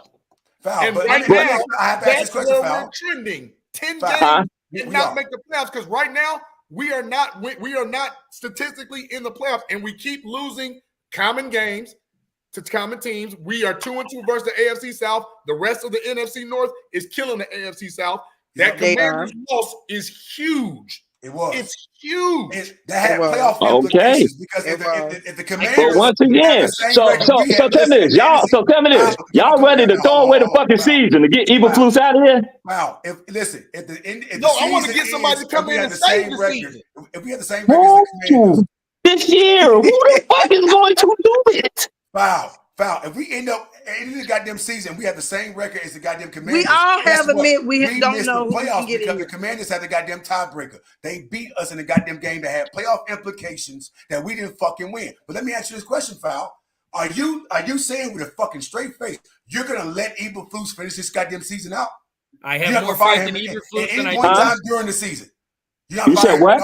If this shit continues. You're not firing him in mid-season? You gonna let him finish the goddamn year out? Are you? I mean, you probably will have to get rid of him. 4 games, maybe. You will have to probably get rid of him. This is what I sit up there and I keep telling you guys. You got your disdain for the man is so fucking bad, and I understand it. I get it. But once again, there's not a coach on this fucking coaching staff right now that I believe that is competent enough to sit up here to take over the head coaching duties and win us the fucking games where we can at least try to make the playoffs. That's what I'm sitting up there saying. Feel though about the other coaches either, though. Because the other players can actually be wanting the coach to be their head coach. Shit, they throwing the fucking coaches under the bus. Shit, they throw Waldron under the fucking bus. Motherfuckers ain't. Like the players ain't doing this shit. Hell yeah, I would too. But I'm not letting him finish. Hey guys, real quick. It's over. Hey guys, Mr. Chicago, hold up. We need to pay some bills real quick. We got to pay some bills and then we can come back and got about half an hour left to kind of give us our last minutes. Let's try to get to the Arizona game. Let's try to move on and talk to the Arizona game. What do we need to do to fucking win the Arizona game? Do we need both Gordon and Brisker back to win this Arizona game, or can we do it with just one of them? Are we paying bills? Can you pay my bills, Destiny Child?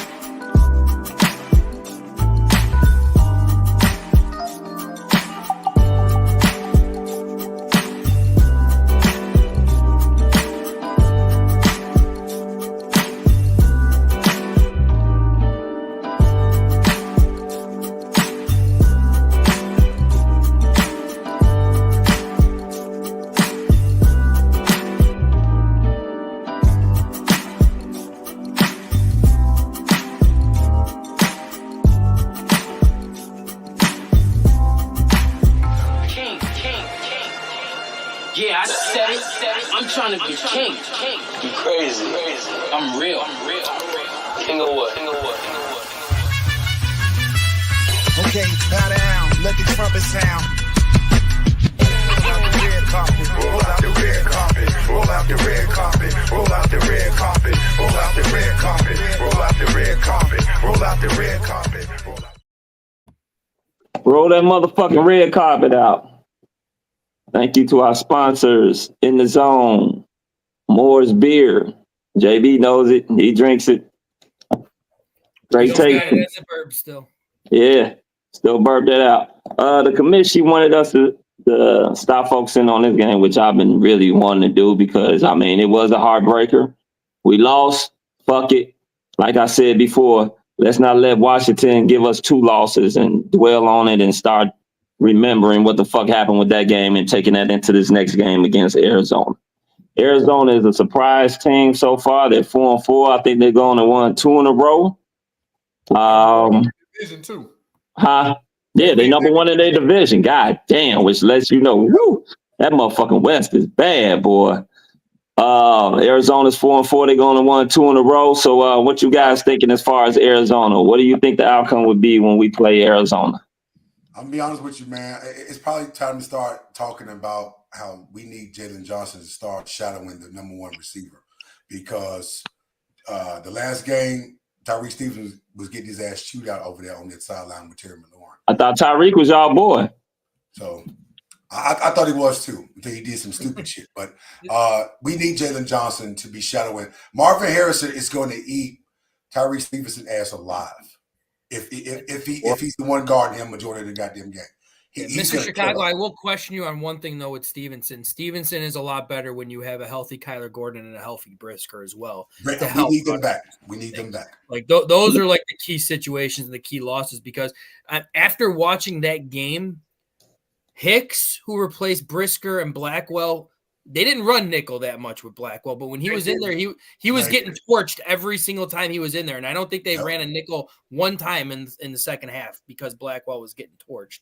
So it shows how important those pieces are, because that hurt our defense as well. As far as, yes, we didn't give up as much points. We didn't give up touchdowns, which is great. But if I'm not mistaken, they still shredded us for over 420 total yards.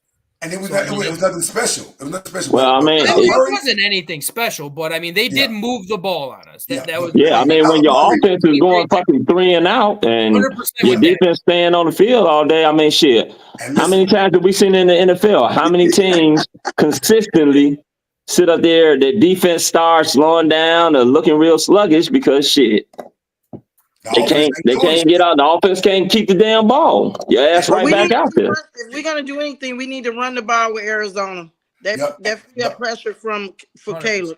That we gotta run the ball offensively. But the thing is this: I asked you, Don, will your offensive coordinator run it? That's the thing. No, he's not. No, that's sucker big question. Yeah, that's the big question. You're right. That's a $1 million damn question. And if he does run it, games against a rookie. Man, I'm not convinced. If he does run it, will he be running it? Once again, we talked about this early on in the season. The first 3 games, Waldron was in there. He was calling his bullshit ass plays. Shit wasn't working. They had a fucking players meeting. They gone and went on a straight winning streak, okay? So what we saw a lot of games where they were running the ball from underneath center, calling plays from underneath center. He went right back in this fucking bye week, which I was fucking scared of, and went back to doing this same dumbass shit. Oh, okay, yeah, we got a bye week. Let me go start instituting my dumbass play calls again. He institutes that shit. Now we back to fucking shotgun, running goddamn plays out of fucking shotgun. Hardly anything underneath center. And then the few plays that we do run underneath center, we getting positive yards. So guess what, Waldron? Here's a little advice for your dumb ass. Exactly. Start calling plays from underneath center again. Start running the ball. Get Roshan Johnson in there. Dude, because for the simple fact, Roshan, I think, how many carries did Roshan have? Roshan finished with 2 carries. He did not run the ball until the fourth quarter. There's 5 minutes left in the fourth quarter. Listen to me. This shit up. You can't. Roshan Johnson, Roma Dunze, and DJ Moore had the same amount of carries. What the Tell fuck? me how that makes sense. What the fuck? It doesn't. What the fuck, man? So it goes back to my point. The number one motherfucker that's killing this team right now is your OC. He's the motherfucker that's killing your team more than the fucking head coach is. Your OC is fucking this up because your defense is actually playing better than it was last year. They're allowing less points per game. Your OC is fucking it up. Shit, I'm damn near to the point. Shit, bring Lou Getty ass back. Hell no. Hell no. Have you watched those Raiders games? You're actually worse. You done lost your goddamn Those Raiders mind. games are fucking worse right You now. done lost it, not foul. Not up in here. I was with you up until then. Not up in here. I was with you up until then. You foul as a Just something to lighten the mood up. Hey, you definitely gonna get put in the body bag. Let him. Listen, I already want to smack the shit out of Shane Waldron. Exactly. Don't make me have to whoop Lugetti's ass for even just the thought of that. But I'm gonna tell you this much, foul. What you're failing to realize in this upcoming game, Kyler Murray is a shifty ass quarterback who knows how to get the fuck out of Dodge, and he is a walking Hail Mary play waiting to fucking happen. If we don't put no goddamn pressure on his ass early, you gotta put pressure on him. He gonna bomb that bitch at least about 3-4 times in this fucking Absolutely. game. This is where I'm gonna go, and I'm agreeing with you on this, Chicago. Gotta put that pressure on him. And I know we saw it in the chat a while ago. Commish, if you find it, let me know. But he asked if both Brisker and Gordon need to be back versus Arizona, or can we get away with, we get away with only one? We need both of them. Because both of them can be a very dominant run stuffer, and they can be a quarterback shadow. Kyler Gordon will make his life a living hell, in my opinion. With those weak side blitzes and everything, with those front nickels, he was missed so much in this freaking game. And when it comes down to it, we were talking about how Goff struggles when you put pressure on him. I mean, Murray is way worse. No, Murray know how to get the fuck out of Dodge, though. He can dodge. Well, if we have fast 50 type linebackers and DBs who can keep him contained. We just can't let him get outside. We did see Jaden Daniels a few times try to get outside on Montez Sweat, and Montez Sweat threw his ass to the ground like it was nothing. So I feel we can contain. No, that happened twice. He got him. One of them was beyond the line. 2 or 3 times. One of them was still maybe 2 or 3 yards down there, but no, he didn't. Go watch it again. Go watch it again. Jaden Daniels had one time where Sweat honked him down. That was one sack, yes, but he still had another one where he was 2 yards ahead of the line of scrimmage. This is the thing. Jaden Daniels, Montez Sweat, you forgot how fucking fat. That's the one person I knew on the defensive line. That son bitch wasn't getting past. Kyler Murray is shiftier, quicker, and faster. He's much faster than Jaden Daniels. I don't know about I put him like this. He's probably quicker. I don't think that he's faster. He may be shiftier. Yes, he is. He's probably shiftier and quicker as far as quick.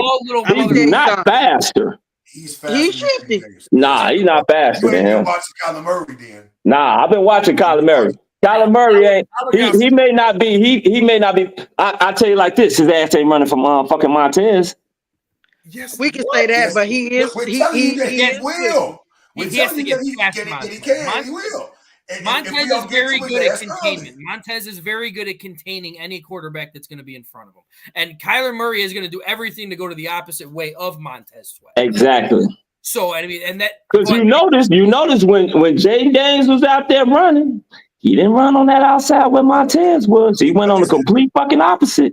As far as running foul, he's shifty in Call of Duty. You also neglected to mention that we were able to do barely enough with Brian Robinson. What the fuck you think James Conner gonna fucking do? James Conner's a strong ass running back. He's stronger. He's not faster. He's at my going down with one guy. He's gonna put some punishment. He's gonna put some punishment on there. Yeah, he's gonna deliver punishment. He's not fast either. Hey, he's gonna get you a touchdown if you get in the red zone. It's gonna be tough to stop. This is not a team that we can overlook. This is a team that we need to come prepared. First of all, we need to come prepared, and we need to be detailed to the point where we need to enforce our will. Caleb, get off that punk shit.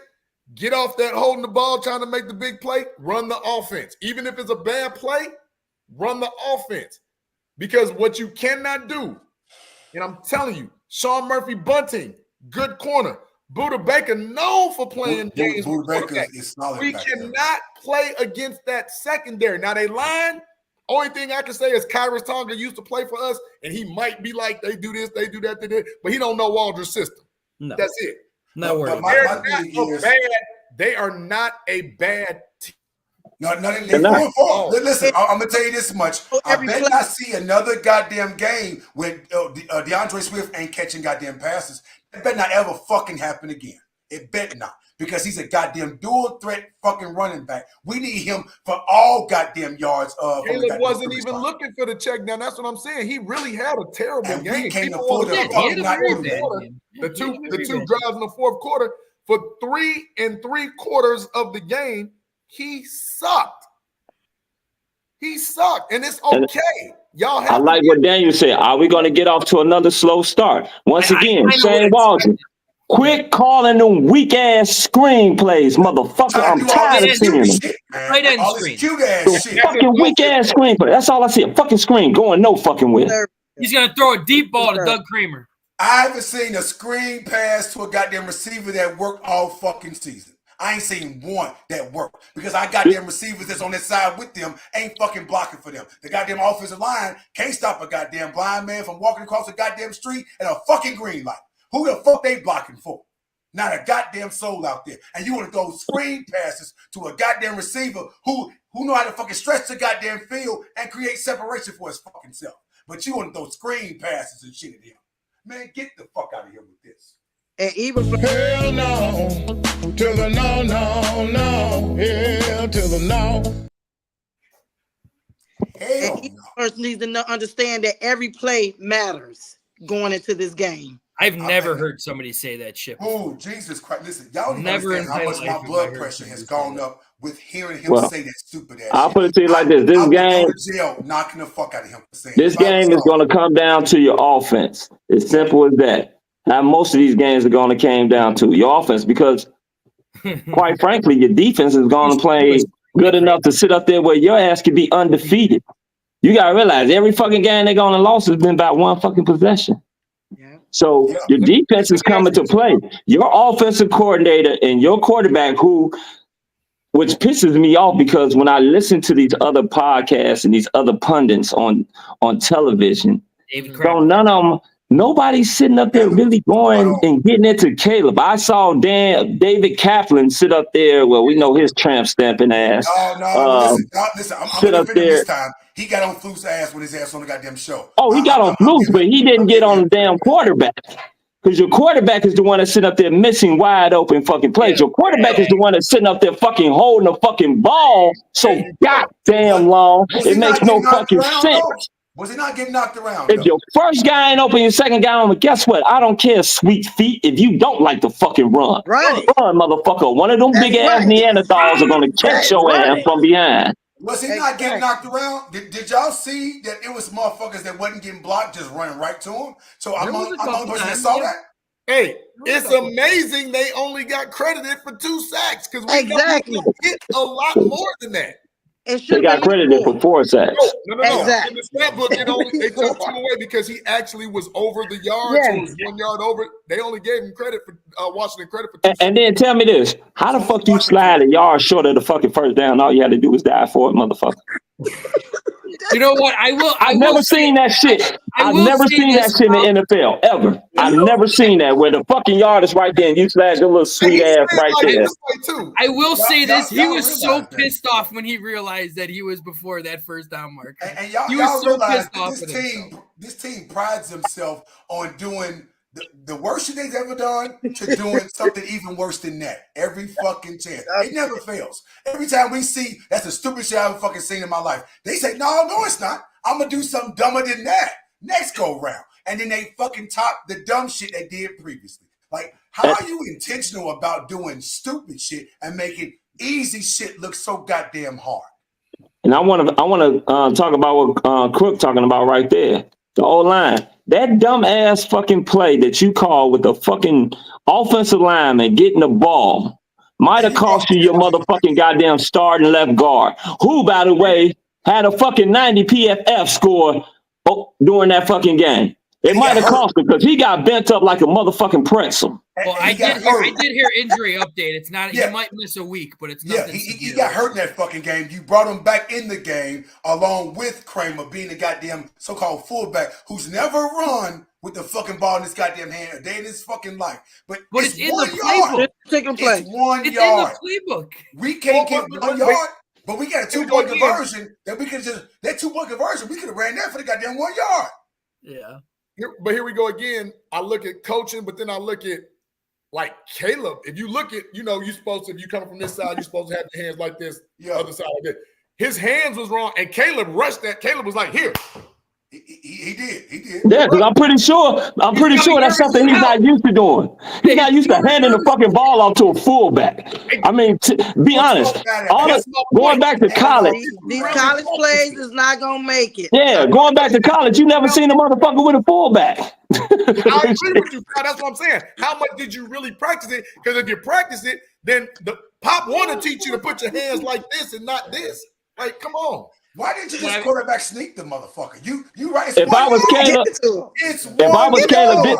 this is why I'm sitting up there saying, Caleb. Do you trust your center though to quarterback sneak it? I don't trust my center. I saw Coleman get blew up a couple times too. All he had to do is give it to him and fall forward. Shit. I'm gonna ask a dumbass question again. We can't get 1 fucking yard.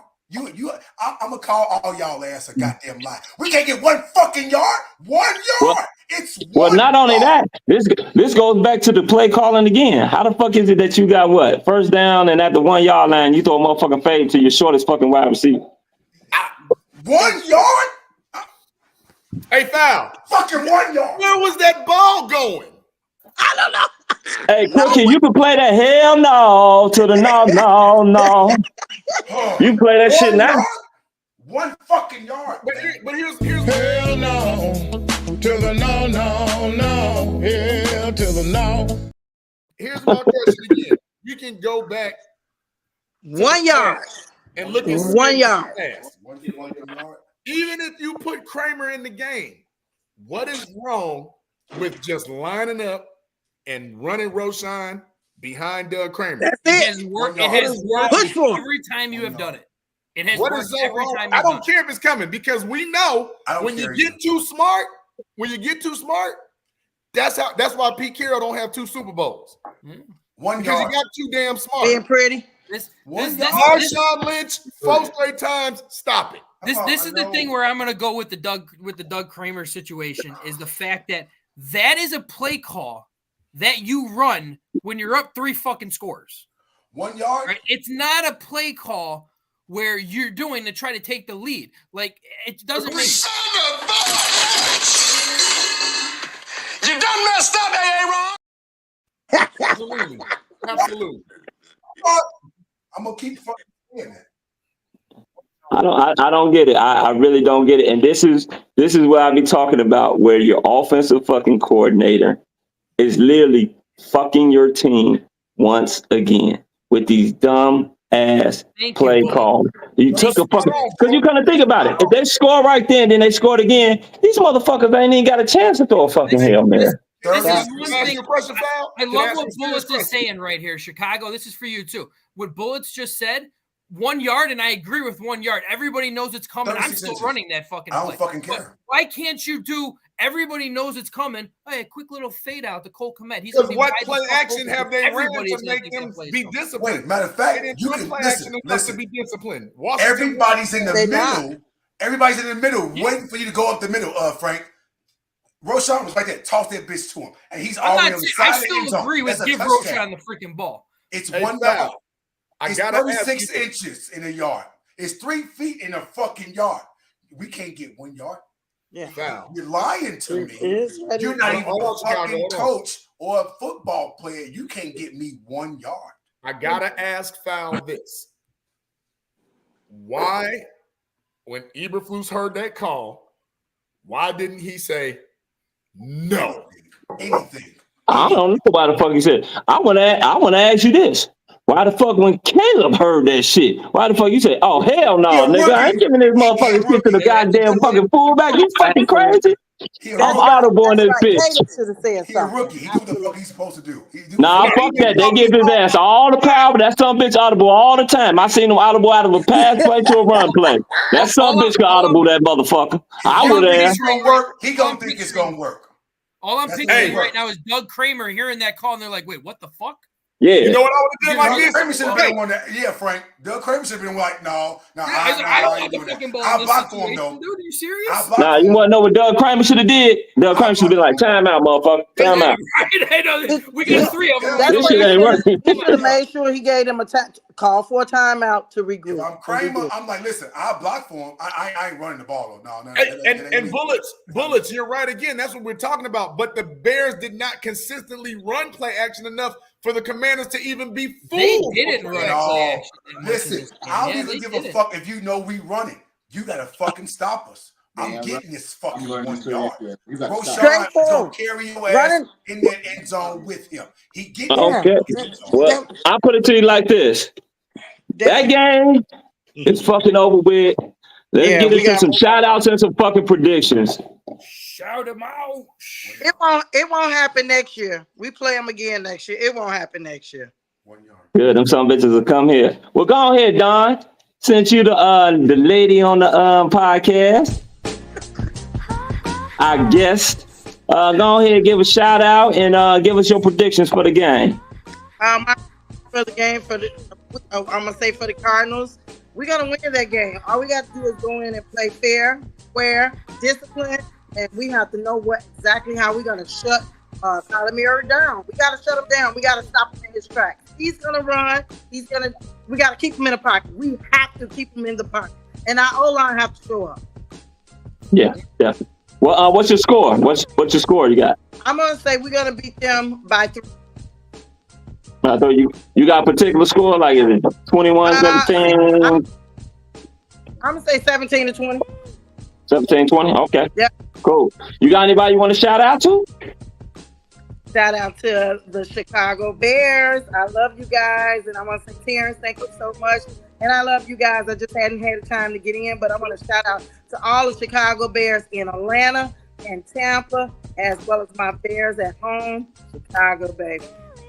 Thank you, Don. Me and Don had kicked it a few times, and some of our goddamn our Chicago Bear outings and stuff like that down here, man. Yeah. That's Listen, what's up. We take over the fucking any goddamn where we go. It's more Bears fans than it is any fucking where anybody. So it's like it's a pleasure to be around Chicago folks, man, all the time. All right, Mr. Chicago. Motherfucker. You are Mr. Chicago. Shout outs and prediction. Shout out to y'all, man, as usual. It's a pleasure to be on here, as always, kicking shit with y'all about this team, about the city. I want to be hopeful and optimistic about this game. Obviously, I do somewhat think we can win a close game between 21-17 or 24-17. But I got to tell you, man, I'm only giving this coaching staff this one game. This is your last chance. Matter of fact, I'll give the benefit of the doubt to say that next 2 weeks, because they're non-divisional games, the Patriots game and this Cardinal game, these are your last 2 chances. Because soon as we start playing these division games, all bets are off. Now it's time to take the goddamn gloves off and play like fucking men. Because now we got to play stiffer competition with the best goddamn division in football. If you can't show up and fucking play like you're one of the goddamn best ones in the damn division, you don't fucking belong in the goddamn playoffs as far as I'm fucking concerned. So I say we win a close game, but I'm not as hopeful about this game as you guys are. I'm gonna be real about that. And this 2 more chances, Flukes. That's your ass, man. 1 yard, I'm still, my mind, my prefrontal cortex still can't really fully process what the fuck 1 yard is for these motherfuckers. I can't. That's the math. JB, listen, I can't solve the equation if I don't have all the variables.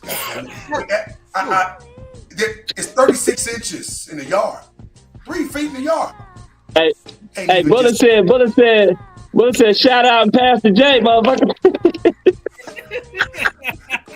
Like you can't even do the Michael Jackson lean and get the guy from Smooth Criminal. Michael Jackson did that shit. That was a yard that he did. That we did that lean. That was a yard. You can't get me that. Stop, man. Again, man. Shout out to y'all. I am going to give them the benefit of the doubt to believe they will pull off this game in a very low score, but obviously it'll be a 1-score game that we win it by. The defense will continue to not allow nobody to score a lot of goddamn points. 21-17 or 24-17. That's what I got. Yes, sir. Okay. Right? All right. Pass that shit. All right. So, hey, shout out to all you guys. Always enjoy coming on Tuesdays, even if it's under these shitty-ass circumstances of that damn game. But I'm hoping Kyler and Brisker will be back. I know Brisker will. I'm hoping Kyler's hamstring will be healed up and ready to go. And I still expect our Bears record of under 21 points? Yeah. 21. Continues. I still have the Bears winning this one 24-17. Okay. Let's go. Okay. I'm hoping it's going to be a turnaround. We're going to see some more runs. I hope. I mean, that's all I can say is I hope on that front. Other than that, only other shout out I got, I know I've talked to you guys about it, but I'm going to give a shout out to my 8-year-old son who got an invite to his jiu-jitsu tournament, which is a special invitation for an 8-year-old. That's pretty big. So he's going to be competing this weekend for an actual championship belt for first place instead of a medal. So I've got to give him a shout out with that one. Logan. Other than that, nothing else. Fuck Bears. Figure it out, man. Also, Foul. I love the Michigan gear you got on, and shout out to Michigan for beating them goddamn Spartans over there for the Paul Million. You talking beat little brother again? Yeah. Sorry, JB. I got to shout out to Go Big Blue, man. I told you I'm gonna get my lick back in basketball season, so I'm okay. I'm sure you are. I'm sure you are. Yeah. Listen, gay. Go ahead, JB. You up? Wait, why I gotta follow that? Damn. I know, right? What a follow on that one. First and foremost, shout out to you, Miss Dawn. We appreciate you coming in. We love when our fans and our contributors come out. Great insight, great knowledge of the game. We appreciate you. Anytime you want to come on, let us know. And we'll make that happen. Shout out to my brothers from another on the screen. Mr. Chicago, are we gonna settle up this bottle bet later on? Yeah. I'm man of my word. Listen, I mean, Jaden didn't just do nothing phenomenal because at some point in time, neither one of them were really playing that great in that fucking game. But I mean, we didn't have time to get into that with all the drops. And like I said, three takedowns call back was big. But I got you. That's another day, another story. So I want to get into these shout outs before I get my prediction. Hey, the chat overlit today, y'all. Overlit. Starting with Bot Rex. Always, we got to like and subscribe to the Chicago Clubhouse Podcast on YouTube, Twitter, or X, whatever the hell you call it nowadays. But mainly YouTube.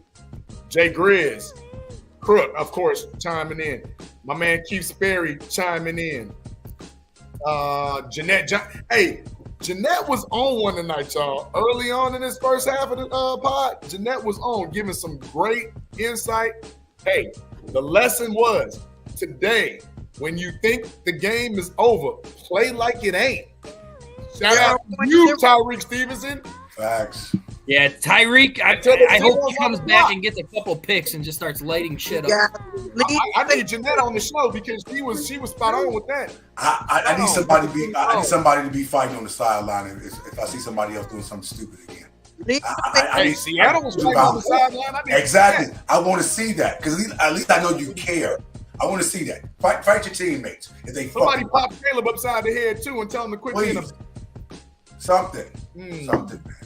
Somebody fight James Waldron, shit. Yeah. Well, hey, the goddamn clip out of his fucking hand. Hey, put some sugar in his tank so he can't make the flight. Make his ass walk home. Bananas in the tailpipe. You see where we on, Dawn? You see how we...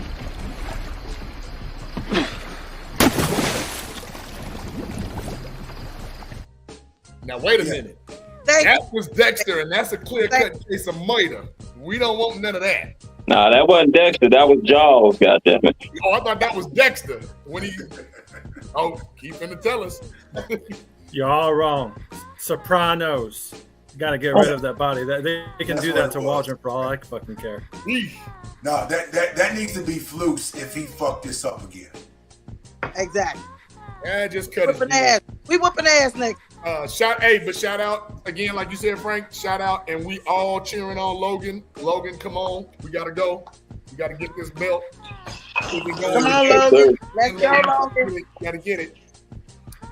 Sibius R. Dixon, Melissa Shute, thank you for chiming in. My man Mike Hughes, Mike, I need you to come back on. We ain't hollered at you since the championship game of the Chicago Sky last year. We need to get you back on. My man Z Force, Gary Zahara, another referee that comes in often and lets us know. Janet Dominguez, thank you for chiming in. Alex Solis, thank you for chiming in. We appreciate the love always. Let's see who we got. I said Keith. Like I said, they was going. Jay Grizz, the kids must have been sleep smacked, and Jay Grizz had a lot to say. From start to finish, Jay Grizz was going. I appreciate it. Hey, my man Tucson J, thank you for chiming in. We appreciate the love as always. That's French. Oh, I'm sorry. Tucson. Yeah, it's Tucson. Dawn already shouted you out. We appreciate it. Hey, Lorenzo Clemens, I'm going to say this. We love Lorenzo. He's our resident Big Ten referee. But Lorenzo was going to make sure, hook or crook, we put that comment up. Like fucking 20 times he posted that. Lorenzo, I apologize, but I'm going to read it for you. Screaming from the sideline, same refrain. He is a horrible coach. He has no game management skills, no overall winning record, and the bump about owning the locker room, his player in a most critical time blew an assignment because he lacked discipline. Never should have been retained. I'll wait. ... Yeah. And he ain't wrong. He ain't wrong. How long you guys think this goddamn team gonna have before they start quitting on him? I think that's a very good question. 3 years, unfortunately. That is a great question. That is, and we gonna hey, we might have the answer to that after next Sunday. We'll see. Got you. Dennis Moody, thank you for chiming in. David, thank you for chiming in. Let's see who else we got. Matt Evans, thank you for chiming in. We appreciate it. My man Trey Shy came in. And that is it. My man Bullets my brother from another Bullets, thank you for chiming in. Cali Love. We had Daniel Laxon. He chimed in. I already said David. We are doing great with that. Man, this chat was lit tonight. Shout out to SB. Everyone needed to hear this bullshit that happened this past weekend. Absolutely. And you all know if we Melvin Battle. Thank you, Melvin, for trying. Yeah, Melvin came on late and was on it too. But if we got one person, Omar Ruffin, thank you for chiming in, brother. We appreciate you. Daniel Kalen, thank you for chiming in. Yeah, we was keeping it moving, y'all. But if we got one person, hey, that Frank O'Dowd kid, he's pretty cool. I like him. Leah, thank you for chiming in, Leah. I like him. We got one person and no other watching. We know, most affectionately known as the podcast mom, Miss Sandra Bynum Holmes. My mom, our mom. Love you, lady. Man. And I need a detour. Pause for a second, please.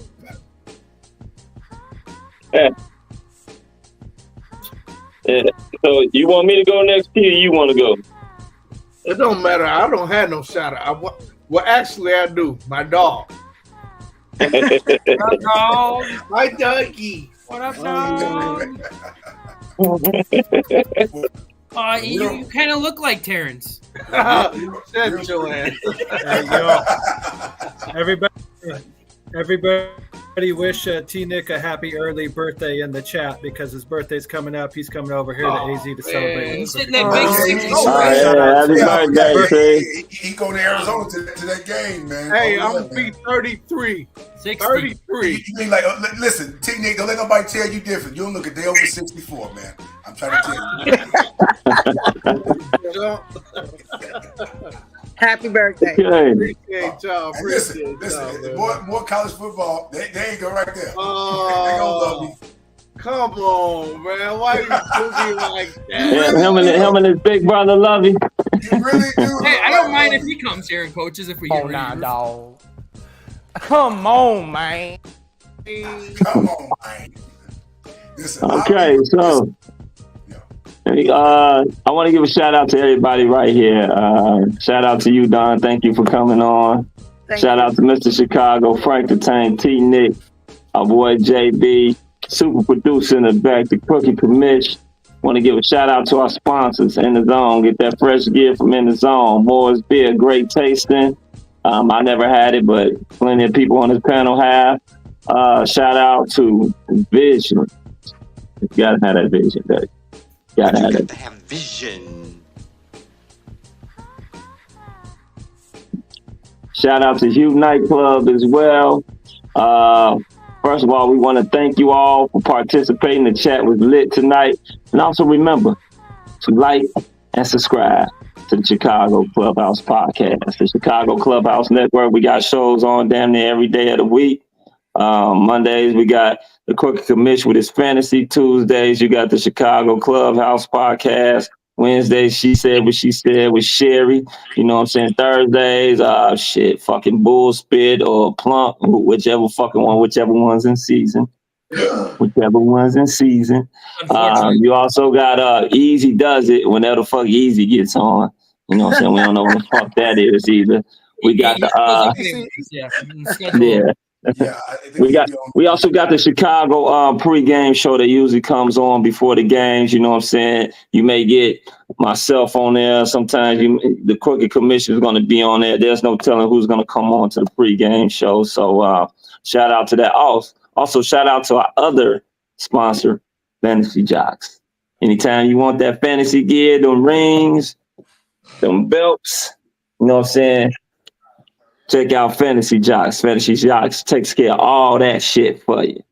Also want to give a shout out to the kiddies. It's 10:03. One of them should be asleep. The other one isn't. Shout out to my son who's getting his diaper changed right now, which means I'm going to be fucking up all night. Yes, sir. Yes, sir. Sleep deprivation will be of you, my brother. Yes, I have dark circles. Yes. Want to give a shout out to the city of Chicago. Shout out to the Chicago Bulls, who are surprisingly 2-2. You know what? See that coming. Even that ring around the Gotta road. give it up to Chi-Town. Even the 2 losses, they competed, man. They beat Milwaukee. They beat Milwaukee. Yeah. Beat Milwaukee. We can't never really beat them, and we beat them. I mean, they So gave shout out. OKC a running, and OKC's a tender. So, I mean, that's Yeah, kudos. shout out to all the Chicago sports teams. Shout out to the city of Chicago. Shout out to all the Chicago fans that are not just in the city of Chicago, but all around the U.S. and all around the world. Right. Chicago against the world, man. Chicago. Yeah. All around the world. Chicago. Yeah. And I ain't do that dumbass bear claw shit. I ain't doing that. I'm not doing that shit. We ain't looking. Listen, we ain't looking bear claw-ish right fucking now. Nah. You don't get that right fucking now until we start winning some damn games against some goddamn formidable opponents. Yeah. So other than that, JB, did you give us your prediction for the game? Your score? I didn't. Yeah, I was just like, I always wait for yours because it's probably going to be like 3-2, right? No, well, actually, you know me. I'm all into the numbers and stuff, and I look at how San Francisco is an opportunistic defense like we are, and how they actually came back and beat San Francisco 24-23, I'm going to give the same score, 24-23 Bears.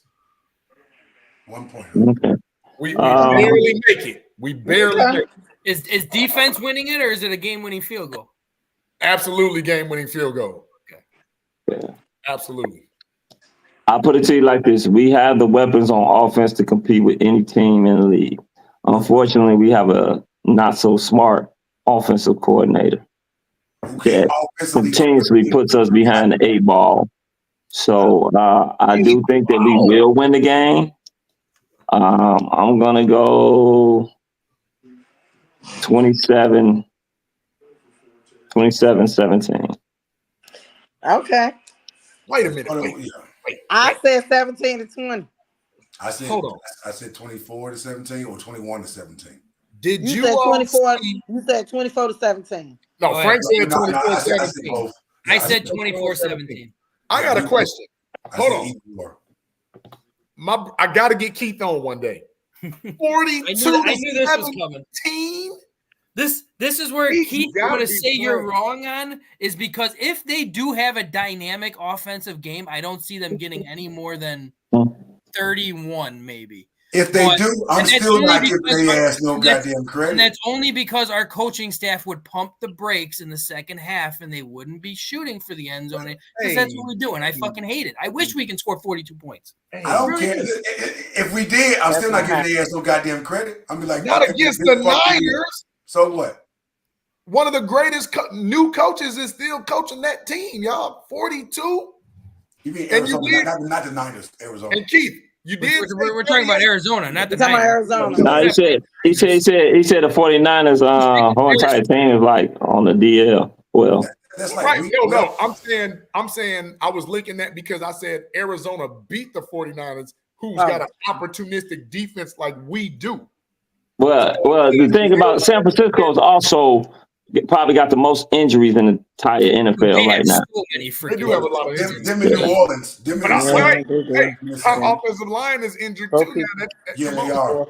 That's why I'm not that for certain. 42-17. Keith, you also said that Washington was going to beat the Bears. The Bears are going to beat Washington 38-10. Like, let's temper expectations, buddy. Shit, hell, my dumb ass play. Don't you? You smoke crack, don't you? I mean, we got enough offensive talent to put up 28 points. But the thing is that we don't have the fucking offensive coordinator that can't seem to get the fuck out his own way and call a simple ass play on a first down and then 1 yard. Instead of just run the damn football score.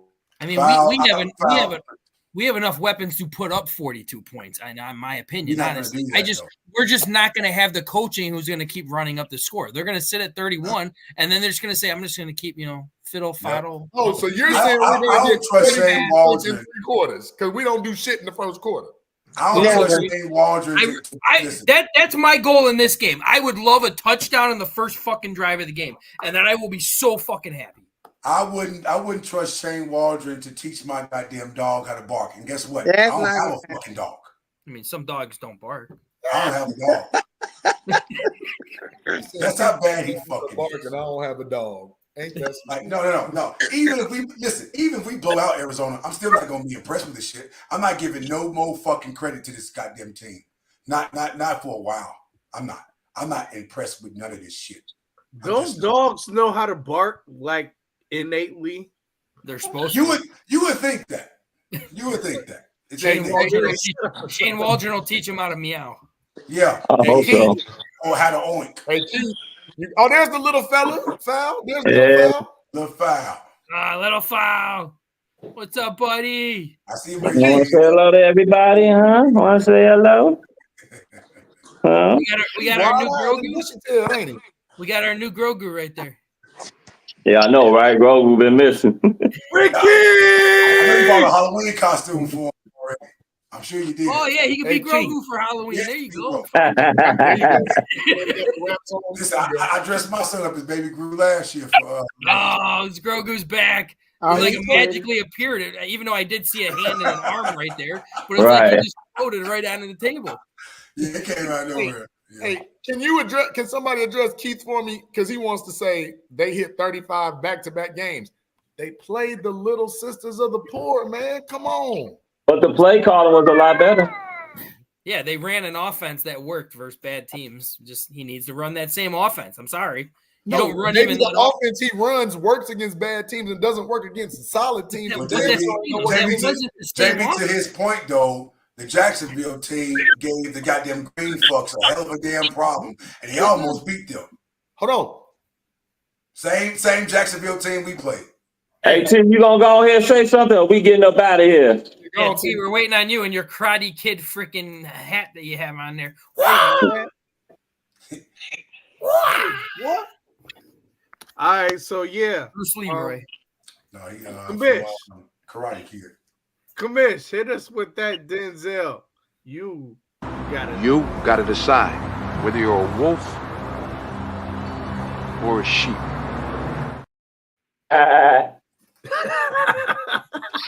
Well, I'm gonna say goodnight. It's over. Later. Good night. We out. We out. Peace out. And we didn't forget about you. We didn't forget about you. L for love.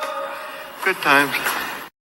Maybe lurkers, but we still love you. Lurkers. Self-love. Hi, lurkers. Hi, lovers.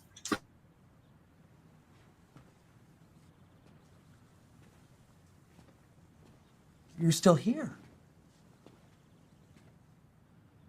It's over. Go home. Good night, Korea. Yes, we